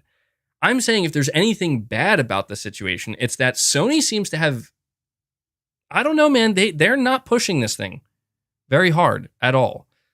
And I have a friend who was extremely excited for PSVR 2, and just recently they felt like their hype just kind of like, I don't want to say it completely died, but they're not nearly as excited as they were, because I guess they thought there was going to be a bigger push as well. And they're just like, oh, so I guess Sony announced the price, and they were looking at the games on the PlayStation YouTube channel, and they're like, oh, and I guess what I'm trying to say is it's not going to be good enough for it to succeed. Like, the way Sony is treating PlayStation VR 2 right now, I don't think it's going to be good enough for it to succeed in the way that it needs to. You're saying PSVR only sold 5 million units and it was considered a success. I'm sure PSVR 2 will be fine. Well, yeah, I guess it's also worth keeping in mind. It's worth keeping in mind that I have no idea what Sony's expectations are. For all I know, this thing could sell, like, at the end of the day, like 7, 8, maybe 9 million, maybe even 10 million units or something like that. And Sony be like, that's a big success for us. I don't know. But I just, like, to me, that's not in line with what Sony usually tries to achieve, especially under Jim Ryan. Like, one thing we have to acknowledge with Jim Ryan's leadership at Sony or PlayStation, him as the PlayStation CEO, Jim Ryan makes it pretty clear he wants things to be very commercial, very successful, big. That's what you could tell. Jim Ryan wants that. And VR is literally the opposite of that currently. And this is where I'm like, I don't know. I don't know. I don't know, man. I don't want to call anything. It's too early. I'm not going to say that VR 2 is going to fail. I can tell you, as a PlayStation fan and enthusiast, my expectation was for Sony to really sell me on VR 2, and we are a couple months away from it launching, and I feel like they've done literally nothing. I feel like everything that Sony's doing with their approach to the marketing at PlayStation VR 2 is to simply let current PSVR owners know, hey, we have a new one coming out. So you're going to want to upgrade. Because I don't see them doing anything to try to convince new people like myself and others to be excited. And it was funny because like in January of this year at CES 2022, Jim Ryan came out and he's like talked all about VR2 and they teased Horizon, and I'm like, oh man, this is just the beginning. I was like, oh, they're gonna treat this thing like the PlayStation, right? Like a PlayStation console. Maybe not in the same exact way, but they're going all in with this. And then to see where we are now, I'm like, what happened? What the hell happened? Unintended Studios, you're saying, I think they're holding off hype for PSVR 2 so the dedicated players can get it and not have a repeat of the PS5 shortage, the build off player hype. And that's true. It's like Sony could have a plan, like a long-term plan. Absolutely. There's no doubt that that's likely, because the way I'm looking at it right now is it's one of two things. Sony either has a long-term plan and it's going to be executed in a way where, like you're saying, up front, they're not going to push it too hard and then they're going to push it a lot harder later on. That could be the plan. Or the other side is that they just really are very nervous about this thing and they're not convinced that it's going to succeed. And come on, we can't ignore Sony's history here, guys. And I think that it would be unwise for anybody to not clearly see that when things don't take off for Sony in the way that Sony wants, they abandon them. They do. Like, this isn't something new with Sony. A lot of companies are. It's not just Sony. It's common in a lot of companies. And I just don't think Sony is sitting there with this long-term plan. Like, does anybody else find it a little weird that their main competitor, what is it, Meta, I think, they're acquiring VR studios. Sony hasn't acquired, the only studio that Sony's acquired that seems to have, I mean, I know Insomniac has experience with VR, but Insomniac's not doing anything with VR. They're not. And the only other studio is like Firesprite. And that's it. And I'm just like, okay, like I don't know. Meanwhile, like they're losing these talented VR studios to their competition. And to me, that's another sign where it's like, yeah, that doesn't make me feel very good. Did you see that Meta laid off 10,000 workers? Oh man. Yeah, I saw that. I don't know. I don't know what's going on with this whole metaverse thing, but it's so stupid. It has to be the dumbest shit I've ever seen. I've seen some dumb shit, but the metaverse to me is like, what the fuck? Like, what are you doing? It's just so awkward because they're trying so hard to push something that people are literally like, what do you like? No one wants this, man. Like no one wants this. I don't know what it is these days with people trying to push stuff that people just don't want. It's almost like collectively trying to get people to buy in on something under the belief that like you're part of it now. So now you do want it to succeed, right? It's like, yeah. So, it's like whatever happened to just kind of selling people on something based off of genuine interest. You know what I mean? It's like so stupid. Like everything's ass backwards these days where it's like the way things are supposed to work is people, somebody comes up with something. It seems like they have a good idea, something that might be interesting, and then they gauge that interest. And if they discover that a lot of people are actually very interested in this, then we pursue it. The way things are happening these days with like, blockchain and NFTs and metaverse and all this shit, it's like these people are trying to force this. And it's like, no one wants it. Just stop. Just stop. Mark thinks working in VR is the future. Dude, oh my God. Like, okay, whatever, dude. I don't even care. I don't even care anymore. Um, yeah, I don't know. I don't know. I don't even know what to make of that. Anyway, yeah, well, PSVR 2 was not a topic that I necessarily had written down here, but definitely something worth talking about because, yeah, I mean, look, I'll be honest with you. Like, at this point in time, if I were to invest into VR, it's not out of like genuine interest. I can't help it. I'm a simple gamer, I guess. Like, dude, I grew up just playing a console, and that's how I want to play. And that's how I always have played. And that hasn't changed. Like, even as an older man now, like, that's just how I want to play a game. I want to have a big screen TV. Granted, when I was younger, it wasn't a big screen TV. It was a smaller TV. But, you know, the power of the console has increased over time. The quality of the games has increased, and the size of my screen and the quality of my screen has increased as well. And to me, like, I don't really desire much more than that. Like, I know people love handhelds and stuff, and they have their use for sure. And I see people get excited about things like, the Steam Deck and whatnot, and the Switch. And I'm like, that's all great, but that's not. I have no interest in any of that. You know, you missed your 15-inch CRT TV. William, dude, thank you so much for the $50 donation, man. That's extremely generous of you. I really appreciate it, dude. You're saying Meta may have hired one good VR studio, but Firesprite is 3 times bigger. Meta fired 11,000 employees. Oh, it's actually 11,000. Wow. Where PlayStation is hiring in mass, doubling size of all studios. PlayStation is holding back for PSVR 2 the same as for their AAA normal games. Tons to come. And William, again, with another 5, you're saying PlayStation is one showcase away from erasing all your fears about their upcoming AAA games and PSVR 2. The best is yet to come. Dude, I love it, William. William was like, uh-oh, MBG's down right now. MBG's down bad. I gotta let him know what's up.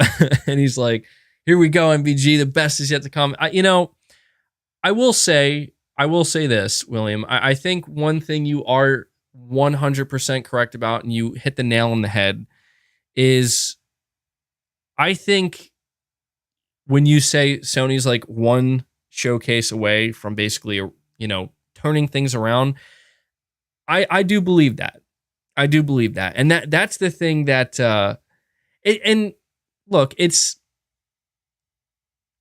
I feel like I have to remain somewhat skeptical with PlayStation in some regard, because I don't know, there have been times where I've been convinced of something to then find out like, oh, I was wrong about that. And a good example of this is like, dude, I'm not saying it's a bad thing or a problem. I'm not. But one area of this is like, dude, I would have never thought, like back in 2018 and 19, dude, I was like, dude, Sony is never going to release games on PC. Sony will literally never do anything even remotely close to what Microsoft is. They would never do it. And I found out very quickly in just a matter of 2 years, like, oh, okay then. I guess they will do it. They can do it. And I know that's different from what you're pointing to, William, and it's a little bit different. It's a different topic, but the theme, I guess, the cohesive theme I'm trying to weave together here is that I don't like to say things definitively anymore, because anytime there have been times where I've said things definitively and I was correct, but there have been just as many times where I've said things definitively and it turns out I was wrong and it was not definitive, And so when it comes to VR, I'm not saying that it's going to fail. I'm not saying that I want it to fail. Certainly not. I'm not saying that it's bad don't get me wrong. The headset itself looks exciting. Like everything that you're going to get for $550 seems very enticing. But it's just that there's a part of me that feels like maybe that's what it is, right? That's what it is I need Sony to maybe come out here with a showcase and be like, look, we haven't really made a big splash yet with VR or VR games. Here we go, right? Even if it's stuff that's like a ways off from now, I feel like that could benefit something like PSVR 2. But, I don't want to make it sound like I have a ton of fears or anything about their AAA games, because like if there's, one area where a lot of people have a ton of fear that I'm not nearly as fearful as a lot of other people. Maybe I'm foolish because of that, but it's just the truth, is like with live service games.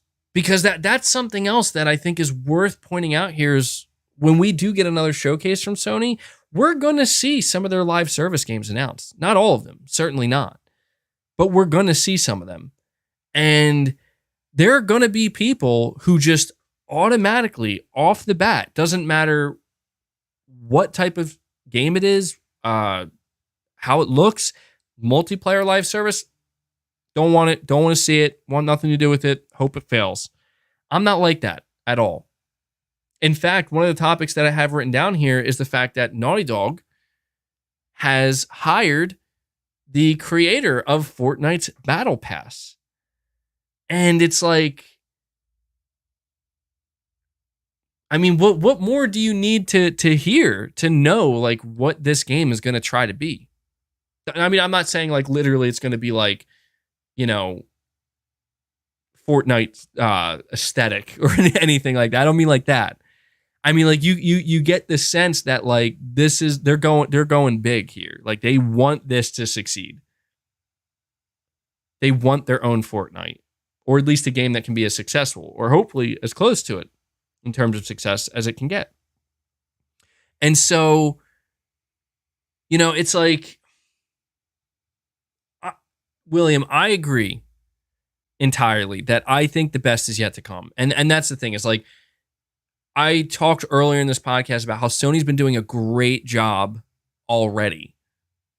They have. I mean, I can't deny that. Like, I can't lie. Like, I feel like Sony has been doing a great job. I feel like Sony's been on fire.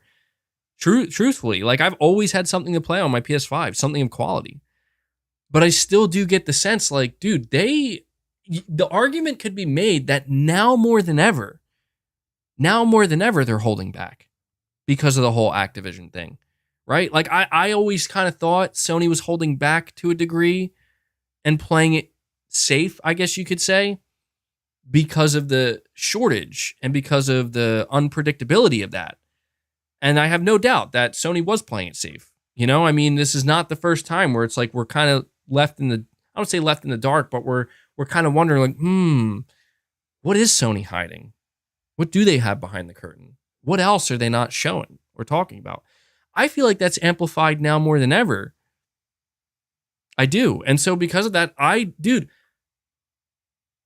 know right now it's like, damn, dude, God of War's out, 94 on Metacritic. This is huge. I mean, imagine next year when Sony's like, after the Activision, let's just say after March of next year, assuming it finishes up then. Just imagine what, dude. All right. I'm stumbling over my own words here. Let me take a step back.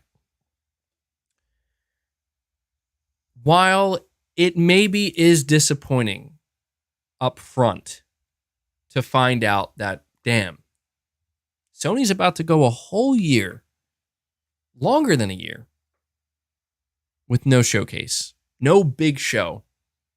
I don't think people quite understand how silent PlayStation Studios has been.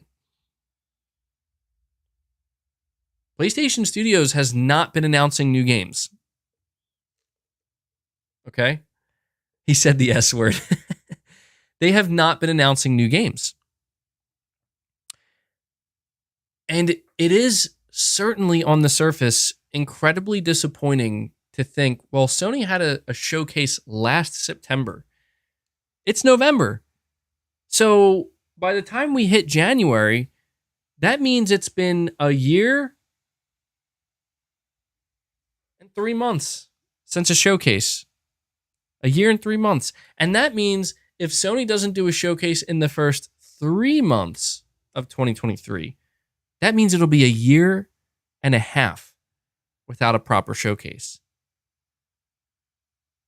And that means if they actually push it to say June of 2023, that means it'll be very, very close to almost 2 years without a showcase.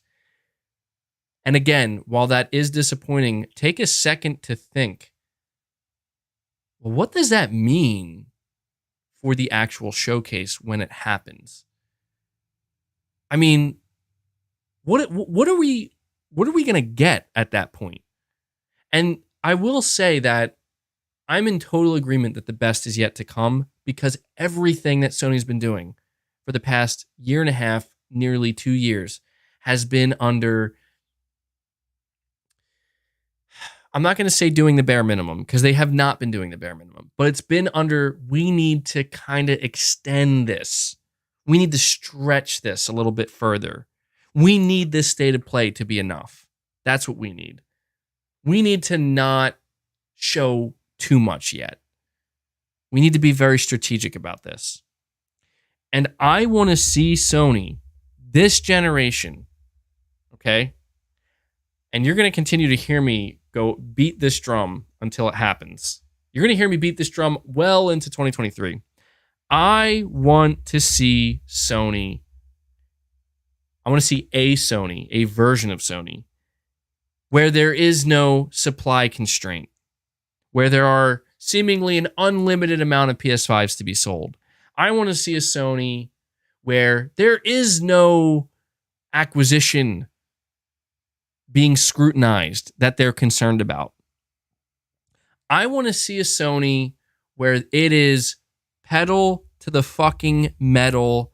We are going to build the excitement. We are going to give as many possible reasons as we can for people to go out there and buy our damn console and buy our games and invest in this ecosystem. And I'm telling you, the reason why I want to see this so badly is because we have not seen that Sony in pretty much 2 years at this point. We have not seen that. Even the last showcase we got from Sony in September of last year, make no mistake, that was far from that version of Sony. Don't get me wrong, they knew they had to have a big surprise, and they came with the surprise. Spider-Man 2, oh, and Wolverine. Bet you didn't see that coming. Damn right we didn't. But we know for a fact the proof is in the numbers, right? The proof is in the numbers where PlayStation Studios is larger than it ever has been. Every single team underneath PlayStation Studios is larger than it ever has been. There are more projects in development at PlayStation Studios than there ever has been. And yet, how much do we know about? Very little. Very little. Here we are, 2 years after the launch of the PS5, and who's the studio? Let me ask you, chat, I'm curious. What is the standout studio to you so far? What is the standout PlayStation studio from the time the PlayStation 5 launched to now 2 years, almost exactly 2 years later? Who is the standout studio? Who has been carrying Sony? And literally everybody in the chat is all saying the same studio name, Insomniac. And you're damn right. I'm telling you, at some point, Sony was like, we're going to let Insomniac do the heavy lifting for the first 2 years of this generation. Insomniac's going to carry us through. And they have. Like, even if you think about the upcoming lineup of games for PlayStation, who's the studio you think of? What PlayStation studio? Insomniac. So when you kind of let that sink in, when I know people are like, oh, but dude, Final Fantasy 16 and Rebirth. Yes, you're right. Those are huge games that are coming next year. Well, Rebirth probably won't come out till 2024, realistically. But they're not PlayStation Studios. They're partner studios. That's Square Enix. So it's actually fucking absurd to think that, dude, we know Spider-Man 2 and Wolverine. And that's it. And I guess technically you can count. I mean, if you want to count like The Last of Us multiplayer, yeah, well, that's a game we know. I mean, I don't want to count that because I feel like that hasn't been formally revealed yet. You know, like, let's be honest. Naughty Dog earlier this year, they showed that piece of concept art for The Last of Us multiplayer, and they talked a little bit about it because they want to, you know, make the industry aware that this is what we're doing. Come apply. Have you seen how many job openings at the time that they had for and Rise of the Ronin as well? But again, another partner studio. So it's like, I guess what I'm trying to convey here, and I know people are tired of hearing it, and I know I sound like a broken record, and I get tired of talking about it too, but it still remains the truth, man. Go talk to any hardcore PlayStation fan. I do not want people to mistake what I'm saying right now as, oh, God of War Ragnarok is out. Sony just released a new AAA single player game, and I'm over here asking for more. I do not want it to be perceived that way. Because I got some blowback on my last podcast where I talked about God of War for the first like hour and a half.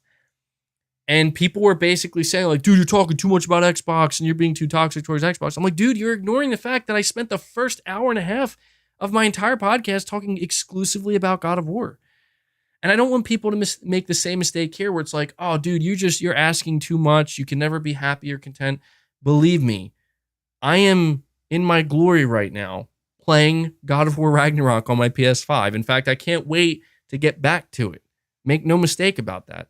But we cannot ignore, after speaking about God of War for an hour and a half or 2 hours, the other areas of PlayStation. That's something that I try to cover and talk about, and it's important for me on this podcast to make sure I'm talking about all the different aspects of PlayStation, as many aspects as I can keep in mind. And to me, this is absolutely one that stands out. Yes, we're celebrating God of War. Yes, we're pumped about God of War, and we're all enjoying it. But when I ask you guys, tell me, what do we know about PlayStation Studios and the future? You're going to see everybody collectively say the same thing. Spider-Man 2, Wolverine, and The Last of Us multiplayer. That's it. From PlayStation Studios, that's all we know. And I guess you could count Horizon Call of the Mountain if you want to count that as well. I mean, what about that document? What about that document that leaked out I think it was like a month ago at this point? On the document, it listed a Horizon Zero Dawn remaster, but did you see the other games that were there that weren't announced yet? And those were games from one internal studio, Firesprite. Firesprite's working on a AAA horror game, codenamed Heartbreak. When's that going to be announced? Firesprite's working on apparently 3 or 4 different games. But some of their partner studios, they partnered with a new team called Ballistic Moon. They're working on a AAA horror game as well. Codename Bates. Project Bates. When's that going to be announced? You know, we got Twisted Metal that's in development. Apparently, that's either in development at Firesprite or it's in development at Lucid, or it's a joint effort or something like that. But when's that going to be announced, right? I'm just saying that it's like the future. Like, William, I guess I'm focusing so much on what you said because I have felt that way for literally a year and a half now straight, where I've been telling people the best is yet to come, and I'm telling you, people are getting tired. Not in a negative way. Oh yeah, Deviation Games. When are we going to see their title? I'm not saying people are tired in a negative way, where it's like, I'm tired of PlayStation. I'm done with PlayStation. No. Because again, I'm not trying to be. I know Xbox players are going to get upset or maybe some PlayStation fans, and they're going to say I'm being toxic towards Xbox, but I'm just calling a spade here. Don't get mad because I'm calling a spade a spade. Sony is not Microsoft. Sony has not allowed their next gen console to go nearly 2 years with very minimal like content or meaningful exclusive content. Sony has gone above and beyond to try to make sure that there is something there of quality and of substance. And I'm not saying every game has been flawless or every game has been perfect, but they've made sure that it's there. And so this is why when I say, like, I don't think people are tired of Sony in the sense that, oh man, when are you going to put out the game, Sony? Oh man, like, you know, when are you going to deliver something good, Sony? That's not the problem that Sony is facing right now. That's the problem that Microsoft is facing. They've had it for a while. And that's the problem that people want to see Microsoft solve. The problem that people have with Sony, believe it or not, is kind of it's almost on the opposite spectrum where it's like, all right, Sony, like, you just fed us a nice juicy premium steak. What's the dessert? Or what's the second course? And I know that comes off as a bit like entitled and like we're asking too much, but that's how people view Sony. And you could argue that's maybe the problem of success with success is that you find that public facing success, it always kind of it demands more and more. And obviously Sony, a corporate entity who's been in the business for decades now, they know this. That's why I see somebody saying like MBG has no idea how big Final Fantasy 16 is. Dude, I understand how big Final Fantasy is. Believe me, I get it. Sony made sure to lock Final Fantasy 16 down at bare minimum 6-month exclusivity on PS5 before it goes to PC. Sony knows that game's going to push units like crazy. And don't get me wrong, like I think Sony could have an incredibly strong 2023 with just Forspoken, PSVR 2, Final Fantasy 16, and Spider-Man 2. And I think they'll have a couple of other smaller titles sprinkled in there along the way. But I just, oh man, I don't know. I don't want to get ahead of myself. These things take time. And, you know, just to finish off with your super chats, William, because I do think you make good points. I think that the reason why I wanted to bring up the Activision Blizzard deal once again and kind of express my frustration that there's even more scrutiny than maybe Microsoft intended, and it's going to last until March of next year is, you know, that's the thing is I don't think Sony is going to come out in that aggressive way that we want them to. I'm like 100% convinced that that's not going to happen until this deal is closed, whether it gets blocked or whether it goes through. I don't think Sony is going to risk doing anything that could make them look too good. And that is the literal opposite of, I think, what PlayStation fans want. And so that's why I try not to get too ahead of myself. And I definitely got ahead of myself the past like probably 30 minutes here. But I have to reel it in a little bit and realize that slow and steady here. You know, like Sony is not in a rush. They just released Ragnarok, and that's more than enough for them for now. And the Game Awards are coming up. After that, they have Forspoken. After that, they have PSVR 2. And so I think Sony's next, it's November, so December, January, February, March.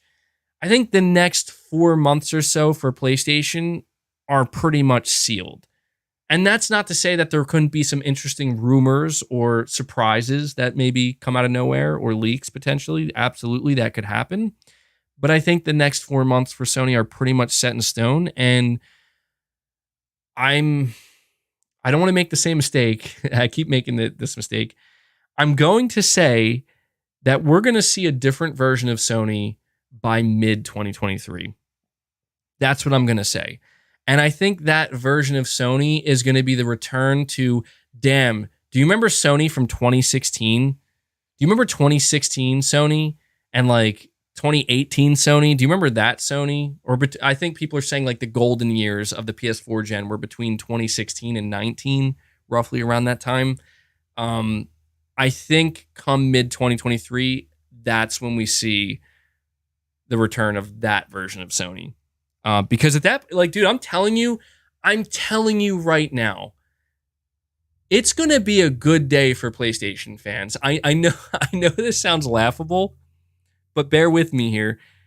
It's going to be a very good day for PlayStation fans when Microsoft closes the Activision deal and it's done. Because when that day happens, Sony is like, they're pissed, dude. They are pissed, and they're going to fight Microsoft harder than I think we've ever seen them fight Microsoft before. And that is fucking exciting to me. And so I'm totally ready to see Sony get shoved around a little bit. I'm ready to see Microsoft not scare Sony, but piss Sony off and make it so that, you know, knock it off with the, like, you know, little weak Sony scared Jim Ryan. Whatever we gonna do? I don't want to see that shit anymore. I want to see Sony come out and be the cutthroat, no bullshit Sony that we know they are.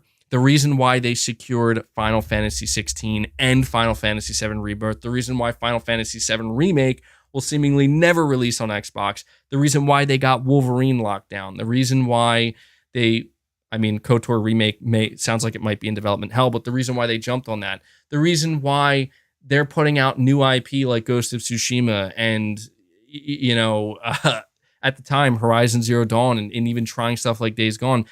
That's the Sony I want to fucking see, man. And we have not seen that Sony. That's what's driving me nuts, is we have not seen that Sony in quite some time.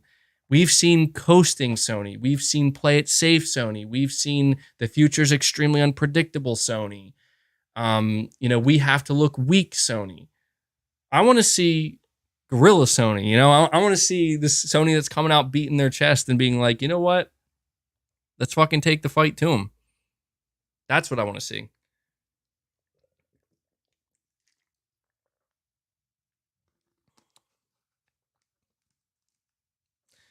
So, yeah, there's my impassioned rant and speech about the type of Sony that I want to see. And the final thing I'll say here before moving on, because William really got me going here. The final thing I'll say before I move on is, I think people forget. I do. I think people forget just how awesome it can really be, just how good it can really be. And I say that because, you know, you just sometimes get this sense like people are like, you know, yeah, it's cool. It's exciting for sure. But I think people forget, man. I think people forget. And I think they'll be reminded for sure. Certainly in the coming year or so. But anyway, Toolman55, sorry to keep you guys waiting here. Member for 10 months, you're saying, MBG, do you think that Sony is ready to show multiple game announcements at any given time to provide hype to their fans? Absolutely. Absolutely. Dude, I think, if I had to guess, I think Sony has they have so much at their disposal that they can use at any moment, right? And it's like, that's what makes it so fascinating, is look at how Sony when's the last time they had a state of play? Was it September? If I'm remembering correctly, I think it was September they had a state of play, and they're just like, God of War trailer. Why? Oh, well, because we know people want it, and there we go. Ready to go. And that's not necessarily a new game, but what came before that? Huh. Oh, by the way, here's Rise of the Ronin. It's like, well, shit. I didn't see that coming, you know? And that looks amazing, dude. Rise of the Ronin looks amazing. That game apparently has been in development for years. And you can tell. And like, dude, I love that shit. Like when Sony announced Rise of the Ronin, I'm like, yes. That's what I want to see, because it's not just that the game trailer looks so good. It's the fact that the way they're talking about it, where they're like, yeah, dude, Sony wanted to get involved with this. And when Sony got involved with it, you can tell Sony kind of approached them and they're like, this game has the potential to be huge. Let's help you get to that point. Let's help you realize this vision. And that's what Sony does. That's what they did for Housemarque. That's what they did for pretty much all their studios. Yeah, Stellar Blade as well. So that's Sony's September state of play, their last state of play. And I get the feeling that there's just so much more. Look at what they did with Resident Evil 4 isn't exclusive, but apparently they have like some VR stuff for Resident Evil 4. They have RE8 Village, obviously, for VR2, but look at Silent Hill 2 Remake. I have no doubt in my mind that if Sony was doing a showcase that week, because that was the rumor, they were doing a showcase that week, that was going to be a highlight game there. But it's like, yeah, we're not doing anything, so there we go. Konami, go ahead, announce it. PlayStation 5 exclusive. I want to remind everybody, they had a little video I think it was their head of like third-party relations. They actually played a little video during the Konami stream where it was the head of third-party relations at Sony basically saying how like they're really happy to be working with Konami again and to announce this, and it's a PS5 exclusive. And you can get the sense that this was a big deal for Sony. And it's like, yeah, you can't really predict when these things are going to come. And I remember there was a rumor from, I hate saying their name, and I don't know if they're actually credible or not. Oops Leaks. I don't cover them anymore. But I remember like way earlier this year, one of the things that Oops Leaks came out and said was that internally, Sony's basically been contemplating just announcing bigger like exclusive games or just certain exclusive games and projects outside of events because they have too many, and there's like too many for one show, any one given show. And I feel like if you look, dude, Final Fantasy VII Rebirth, Silent Hill 2 Remake, right? Like these are games that are just kind of dropping out of nowhere, and they're like big deals. You know, I think it's kind of proof of that. So maybe Oops Leaks is reliable. It turns out. So yeah, to answer your question, Toolman, I definitely do think that that's the position Sony's in right now. I think that says RNR 283. Hopefully I think that's what your name says. You became a new member. Welcome to Greatness Waits. Thank you, man. I appreciate that support. I hope you enjoy your exclusive perks. But more importantly, I appreciate you taking the step to help support me directly monthly, man. I appreciate that. Magnum Visuals, you're saying, let's not forget that Sony said that you will be able to play your regular PS5 games on the PSVR 2 headset, which may entice a new audience on the fence. Yeah, and that's the thing too, is like that is very interesting to me, where I would like right now I kind of wonder what would it be like to be playing God of War Ragnarok with a PSVR 2 headset. You know, a dual sense in hand, obviously, I think, but that I really wonder, like, what would that be like? I've never experienced it. I'm not, and I know I kind of didn't make it clear earlier, but I'm not saying I'm absolutely not buying PSVR 2. I don't know. I mean, you know, everybody I think is feeling the effects of inflation right now, and you know, everybody's got to, I think, kind of tighten the belts a little bit, right? Or at least most people. And I'm not immune to that, obviously. And so at this point, it's like a $550 investment. I mean, that's pricey to me, you know? And I do have an incentive where it's like I have a YouTube channel where I can cover it, obviously, and people might be interested. But for me, it's more about, you know, I always try to make sure that the things that are on my channel here and the things that are covered, you're genuinely getting the real me, where it's like I'm doing what appeals to me and what I'm most interested in, and I'm gravitating towards that. I don't ever want to do something that feels forced, because I think people can sense that and they can pick up on that, and they're like, we kind of know you're not that into it, man. You don't have to, you know. And that's why I was nervous about Final Fantasy, because I know that Final Fantasy is such a big deal to PlayStation, And a lot of people were like, you should at least try it, man. And I was pretty much convinced that like I'm not gonna enjoy this very much. I just get this feeling I'm not. And I was a little bit nervous that like, I hope I don't want it to turn into a situation where it's like I gotta pretend to like Final Fantasy because it's just so popular and people expect that. And I would never do that. But I was like, anybody who followed me back in July and I was playing it for the first time, you'll know that like I was genuinely like, holy shit, I love this game. Like I kind of can't believe it. I didn't expect that. No. Nope. Now my cat's trying to chew my wire. Come on. Come on, man. That's not cool. He's trying to end my podcast.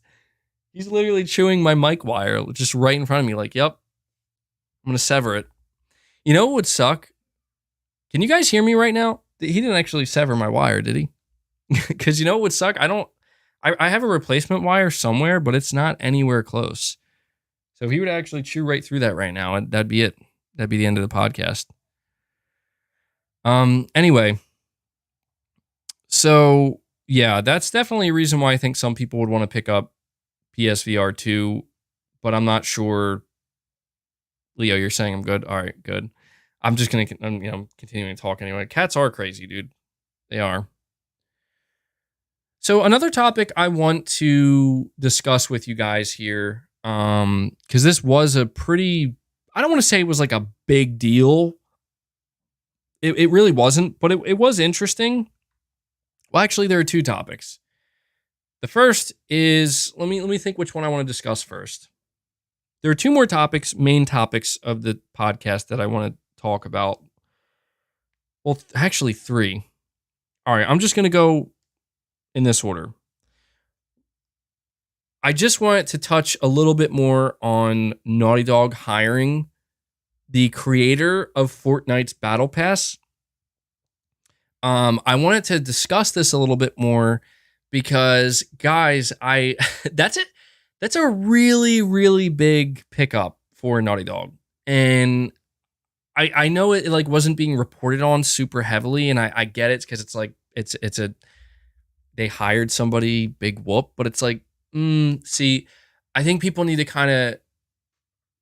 I know, like to me, I don't care about Fortnite. I don't play Fortnite. I acknowledge why people like it, what makes it so great to a lot of people.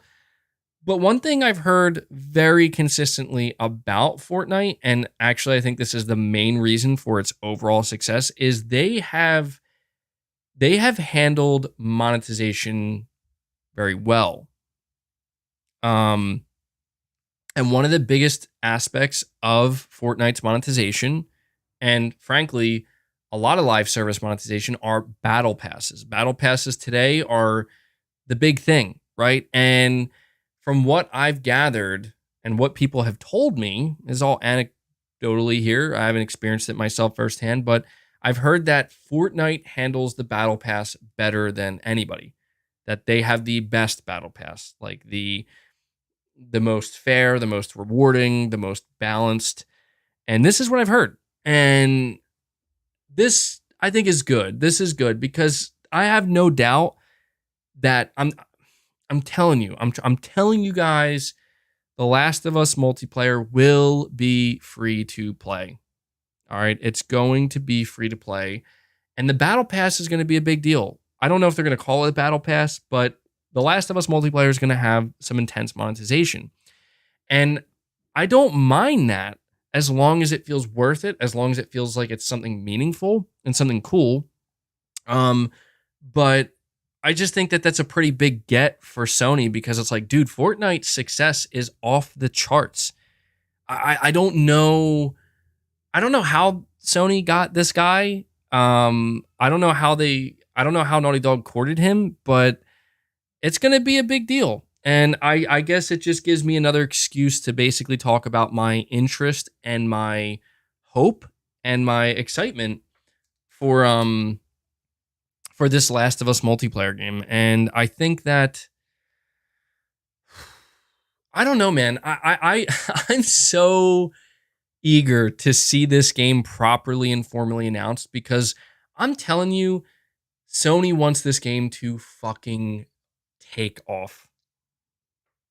You bet, like, people need to understand Sony is betting huge on this game, man. Sony is betting huge on The Last of Us Online to be a big success. And I think that when they show this game for the first time, they're going to put they're going to absolutely put their best foot forward. I mean, obviously they're going to, but I don't know. I think that they're going to show something really crazy. And I think Naughty Dog feels like they have something to prove. And that right there, that's what's exciting, because like when you take a studio like Naughty Dog and they feel like they have something to prove, I think that's when you're going to see something something very, very good. Very good. And I like that about PlayStation Studios. Actually, to go back to Ragnarok for a moment here. Eric Williams, the director of God of War Ragnarok, he did an interview with GQ magazine recently, and one of the things he said was how the most important thing for Sony Santa Monica was to stay hungry. Because he was basically explaining that, and this is true, this is universal knowledge, that when you find immense success, it becomes really easy. In fact, the easiest thing to do is to feel like, well, I made it. I'm satisfied. I have no reason to be hungry anymore. I have no reason to keep chasing. And he said that the most important thing for their team was to make sure that at no point during the development of Ragnarok they got comfortable. And that, to me, is amazing to hear, because, dude, that's really hard. Like, I don't think people fully understand just how hard it is to achieve what Santa Monica just achieved. I don't think people quite understand how hard that is. Maybe a lot of people do, but make no mistake, that's one of the most difficult things to achieve. And I like that. I like that that's like the mentality that these studios have, that these directors have, that these are the people who are working at PlayStation Studios. People who are hungry, people who are obviously they're going to enjoy their success, and there are going to be moments of satisfaction. That's what everybody needs in their life and reward. But people who are just constantly striving to do even better. That's, yeah, when your belly's full, you get lazy. Yeah, it's true, man. It's true. Always got to stay hungry. So I just wanted to mention that. And Bazooka Longdong says, just finished Ragnarok. Amazing and emotional game. Yeah, dude, I've been hearing it's amazing. That's all I've been hearing. I mean, I did read a super chat earlier where somebody said that the story was a little bit too predictable. And I don't know that that's necessarily a bad thing. We've seen what can happen when the story becomes too unpredictable. Surely we've seen what happens there, but thank you for that, Bazooka. So I didn't have too much more to say on The Last of Us multiplayer, but I did just kind of want to acknowledge that I think that's a really big pickup for Sony, and I think that it gives us a really good idea of, okay, yeah, in case again, if anybody's still wondering, like, just how big this game is how big it's going to be. It's going to be pretty big. It's going to be a huge push. Now, the next topic I want to talk about is a Horizon MMO. How do you guys feel about that? Apparently, it's been discovered that Guerrilla is working with a well-known Korean developer, NCSoft, to create a Horizon MMO that will apparently target not just PS5, but also mobile, and you would assume PC as well. Now, here's what's really fascinating to me. Okay? We know that there is a second development team at Guerrilla that has been working on an unknown project, a multiplayer project, for about 4 years now. It's actually about to go on 5 years. It's a long time. That's a long time. And at this point, all signs point to this being a Horizon multiplayer game. Now, is this the same game, or is this something different? That's what I want to know. I see some people saying that Sony's going to run Horizon into the ground. I mean, I will admit it's a little bit nerve-wracking to kind of see the intense push, something that was original and good and new, and now it's like we're gonna, you know, like saturation, like oversaturation. I get that. I absolutely get that. But I have to admit, like, I don't see the thing is it really gonna be an MMO though? Like, is that what it's gonna be? A full-blown MMO? Because I'm trying to tell people that, like, with this Last of Us multiplayer game, it's gonna be like an MMO light. It's not gonna be a full-blown MMO, but I'm telling you, this is what Sony's doing with their big AAA single-player IP. They're creating, I think what they're trying to create is a standalone multiplayer universe where you can get a single-player experience and a multiplayer experience. Yeah, like Monster Hunter, pretty much. I think that's what they're trying to go for, because I think they're doing it with we know they're doing it with The Last of Us. I think it's clear they're doing it with Horizon. They're doing it with what's the I think they're doing it with Ghost of Tsushima. I did try to tell people that I think Ghost of Tsushima Legends is a proof of concept for what will be a much, much bigger multiplayer experience set in the Ghost of Tsushima universe. So I think alongside all of these big AAA single player titles, there's going to be like a lived in universe, basically, where you can go there at all times. And I think we're going to see it for, like I said, Horizon, Last of Us, Ghost of Tsushima. As of right now, there doesn't seem to be anything like that for God of War. And maybe that's for the best. Because I think, God of War, if I'm not mistaken, Ascension was like a multiplayer God of War experience, and it just did not go over well. But yeah, I would like to see what a full-blown Horizon multiplayer game would look like. I could very much see it being in the vein of Monster Hunter. And I think a lot of people have said that that's something that they would be interested in. Whether or not they'll run it into the ground, I don't know, man. We'll see. The only thing that makes me a little bit nervous is the fact that, like, they're going to have a mobile version. I could see Sony taking a very similar approach to, maybe, like, again, to reference Fortnite, where it's like this game is basically playable on everything.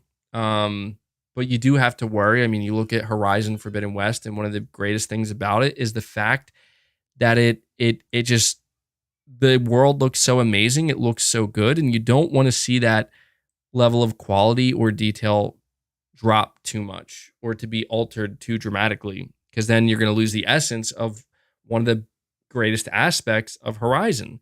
So, this is a topic that, frankly, I don't know that I have too much more to say about it. It continues to feed the same theme that we've heard, and it rings the same bell, and that is that Sony's working on multiplayer, guys. They're definitely working on multiplayer and live service, and we just haven't seen it yet. And I want to see it, and I'm eager to learn more about it, because I just want to know how it's going to be handled. That's what I want to know. Because, it's not like, some people might get really upset if it's like, here's the Horizon multiplayer game. And then people might think like, well, I guess we're not getting any more Horizon single player. It's like, no, Horizon 3 is in development, so it's not like this is stopping. But then you got to wonder, like, when is Guerrilla going to make a new IP? I feel like Guerrilla and Sucker Punch are kind of last in line to make a new IP, because they just delivered 2 brand new IP last gen. So I think it is Santa Monica's turn, and I think it is Naughty Dog's turn. And we'll see. We'll see what they end up doing. I would say we get a new IP from Insomniac, but I think Insomniac they could be working on a new IP. I don't know. They're crazy. Insomniac's crazy. They could be working on Spider-Man 2, Wolverine, new IP. Who the hell knows with them? They're all over the place in a good way.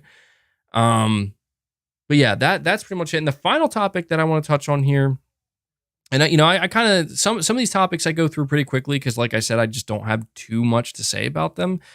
But let's talk a bit about the PS5 Slim. We got a rumor from a website called The Leak. They claim they have their own sources, where Sony is getting ready to release what a PlayStation 5 Slim in Q3 of next year. So basically, holiday of 2023. And then we have Insider Gaming kind of also chiming in on this. And they're saying that this is very likely the PS5 with the detachable disk drive that they referenced. But then they're also saying that their own sources are claiming that if a PS5 Pro is coming, it's not coming till sometime until fiscal year 2024 or fiscal year 2025. And that's a long time from now. That means like at the earliest we could see a Pro model of the PS5 is 2025 or 2026. And that's a long time from now. And I think that actually is fine.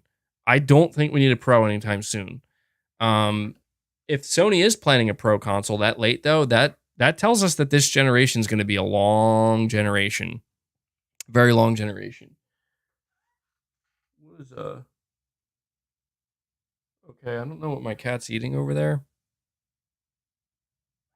Bro, what are you eating?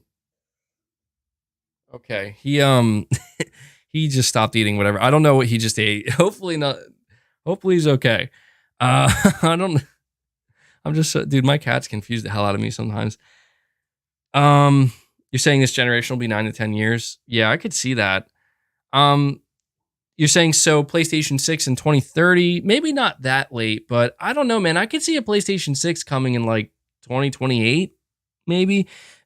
Although it is worth noting, Sony could decide they're not going to do a PS5 Pro and instead opt to do a PlayStation 6. They could decide that. It remains to be seen. But one thing about this report from the leak.com or whatever that talks about the PS5 Slim that's very, I don't want to say it's like super interesting, but it definitely piques my interest, where they're claiming that it's going to, apparently they can get the console so small that it's going to be a complete redesign of the PS5. And I feel like that's kind of normal. I don't know. I mean, I feel like in the case of the PS5, it could be more dramatic because let's be honest. The PS5 is a unique looking console. It's very different from anything we've seen from Sony in the past. And you can't help but kind of imagine that if Sony does a completely redesigned PS5, that it might, I don't know. Do you think they're going to go back to their more traditional design? Because I was shocked. I mean, if you go back to the stream when Sony first revealed the look of the PS5, I was shocked. I think a lot of people were shocked because it's like, holy shit, this is not what I expected.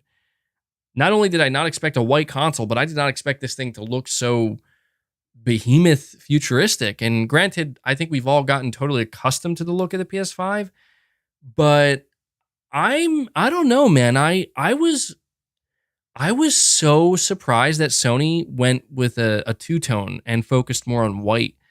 Because I feel like it just is so different from Sony's history of like every PlayStation console has essentially been black. Granted, the PS1 was a dark gray, but still like it's maintained that kind of consistency. So I wonder if like with the PS5, apparently they're not going to call it a Slim. It's just going to be a new PS5. Same internals, or at least it'll do like same specifications, I should say. Saying the PS1 was not dark. Well, I mean, I guess the fat PS1 was kind of on the darker side. And then the PS1 Slim was almost, well, actually, yeah, the PS1 Slim was very light. But I mean, with the PS2, 3, and 4, they maintain that consistency. And I don't know, what would you guys like to see with a PS5 Slim or this redesigned PS5? Would you want it to be, kind of consistent with the PS5 and maintain that two-tone, like, white and black? Or would you like to see it go back to a more traditional, simple looking, console design, black, nothing too over the top? Apparently, one of the things that Sony's looking to achieve with the PS5 Slim is to remove the stand, where you can lay it on its side and stand it up without the stand. And that's just not something that you're going to have to worry about. I would love to see that. Frankly, I think that would be ideal because I mean, I don't know. I feel like the stand, it's fine, but it's like I've gotten used to it, but I would definitely prefer, I think, it to not require a stand. So I don't know. I just wanted to bring this up because I'm interested. Like, you also have to wonder, Sony did release, some people might say like, oh, dude, they just released the new covers for PS5, like the black covers, the pink, the neon blue, all this stuff. It's like, so they're gonna have to make sure they can still have the plates. That's not true.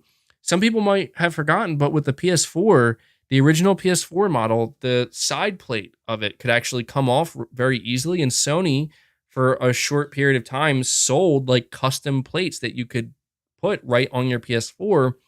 And when they decided to make the PS4 Slim, they didn't care. They're like, yeah, this is not going to be like the original model PS4. Nothing's going to be detachable. It's just going to be black, and that's it. They could decide to do the same thing. And so you're saying Sony has never called their consoles slim. That's just how consumers refer to them. Yeah, that's the thing. Is it's just going to be a redesigned PS5, and it's just going to be called the PS5. And I'm interested. I really want to see what this console can look like, because if there's one thing we can all agree on is the PS5 is a massive console, dude. Like, this thing is a juggernaut. I think some people like that, but there's no doubt that Sony wants to cut down just the amount of materials needed to produce PS5s in every sense, right? Like, you shrink the box itself, you shrink the box it's shipping in. It's going to be really good for the PS5 to slim down and to become smaller. And I'm probably going to, I mean, if it looks just like a smaller version of the current PS5, I'm probably not going to get it. But if it looks like a very different PS5 and I like the look of it better than the one I have now, I probably would get it. I'm probably going to get the PS5 Slim, realistically speaking. I would like to have two PS5s in the home by that point, for sure. So I'm excited. I got to say, like, what I'm trying to say is I'm excited to see the next iteration of the PS5. That's going to be interesting to me. So I'll ask you guys real quick. I probably asked this earlier, but I also want people who are listening to this after the fact, let me know in the comments. What color do you think the PS5 revamp is going to be, the PS5 Slim? Do you think it's going to be all black? I guess that's kind of what I want to know. Do you guys think that Sony's going to go back to black? That's what I want to know. Because I just get this feeling they're going to. I don't know why. I just get that feeling. Gray? Oh, that would be interesting. You're saying black. Trophy Achievement Hunter says black. Isaiah Miller says white. You're saying hot pink. Yeah, I doubt that. You think they're going to go with some blue? Oh, that would be... No, I don't see Sony... I don't see Sony going outside of anything other than just like neutral colors. That just doesn't seem like 2022 Sony to me, or modern day Sony. Black but textured, matte like a Bentley. I would like it to be matte as well. Yeah. Blue, go blue team. Okay. All right. Well, I think that's pretty much it, guys. Like, those are all of the topics I have. I don't know. I'm at 3 hours and 53 minutes. I guess maybe I could, just for the sake of it, hit that 4 hour mark. I don't know. I don't think it matters at this point. If I were to try to hit the 4 hour mark, it would be totally artificial and not genuine right now. So I'm looking over my topics. We pretty much covered everything, guys. I mean, it's been in terms of news and topics, it's certainly been a slow week. All right, it's been a slow week because, hey, Sony just released one of their biggest games. Everybody's busy buying it, playing it, and enjoying it.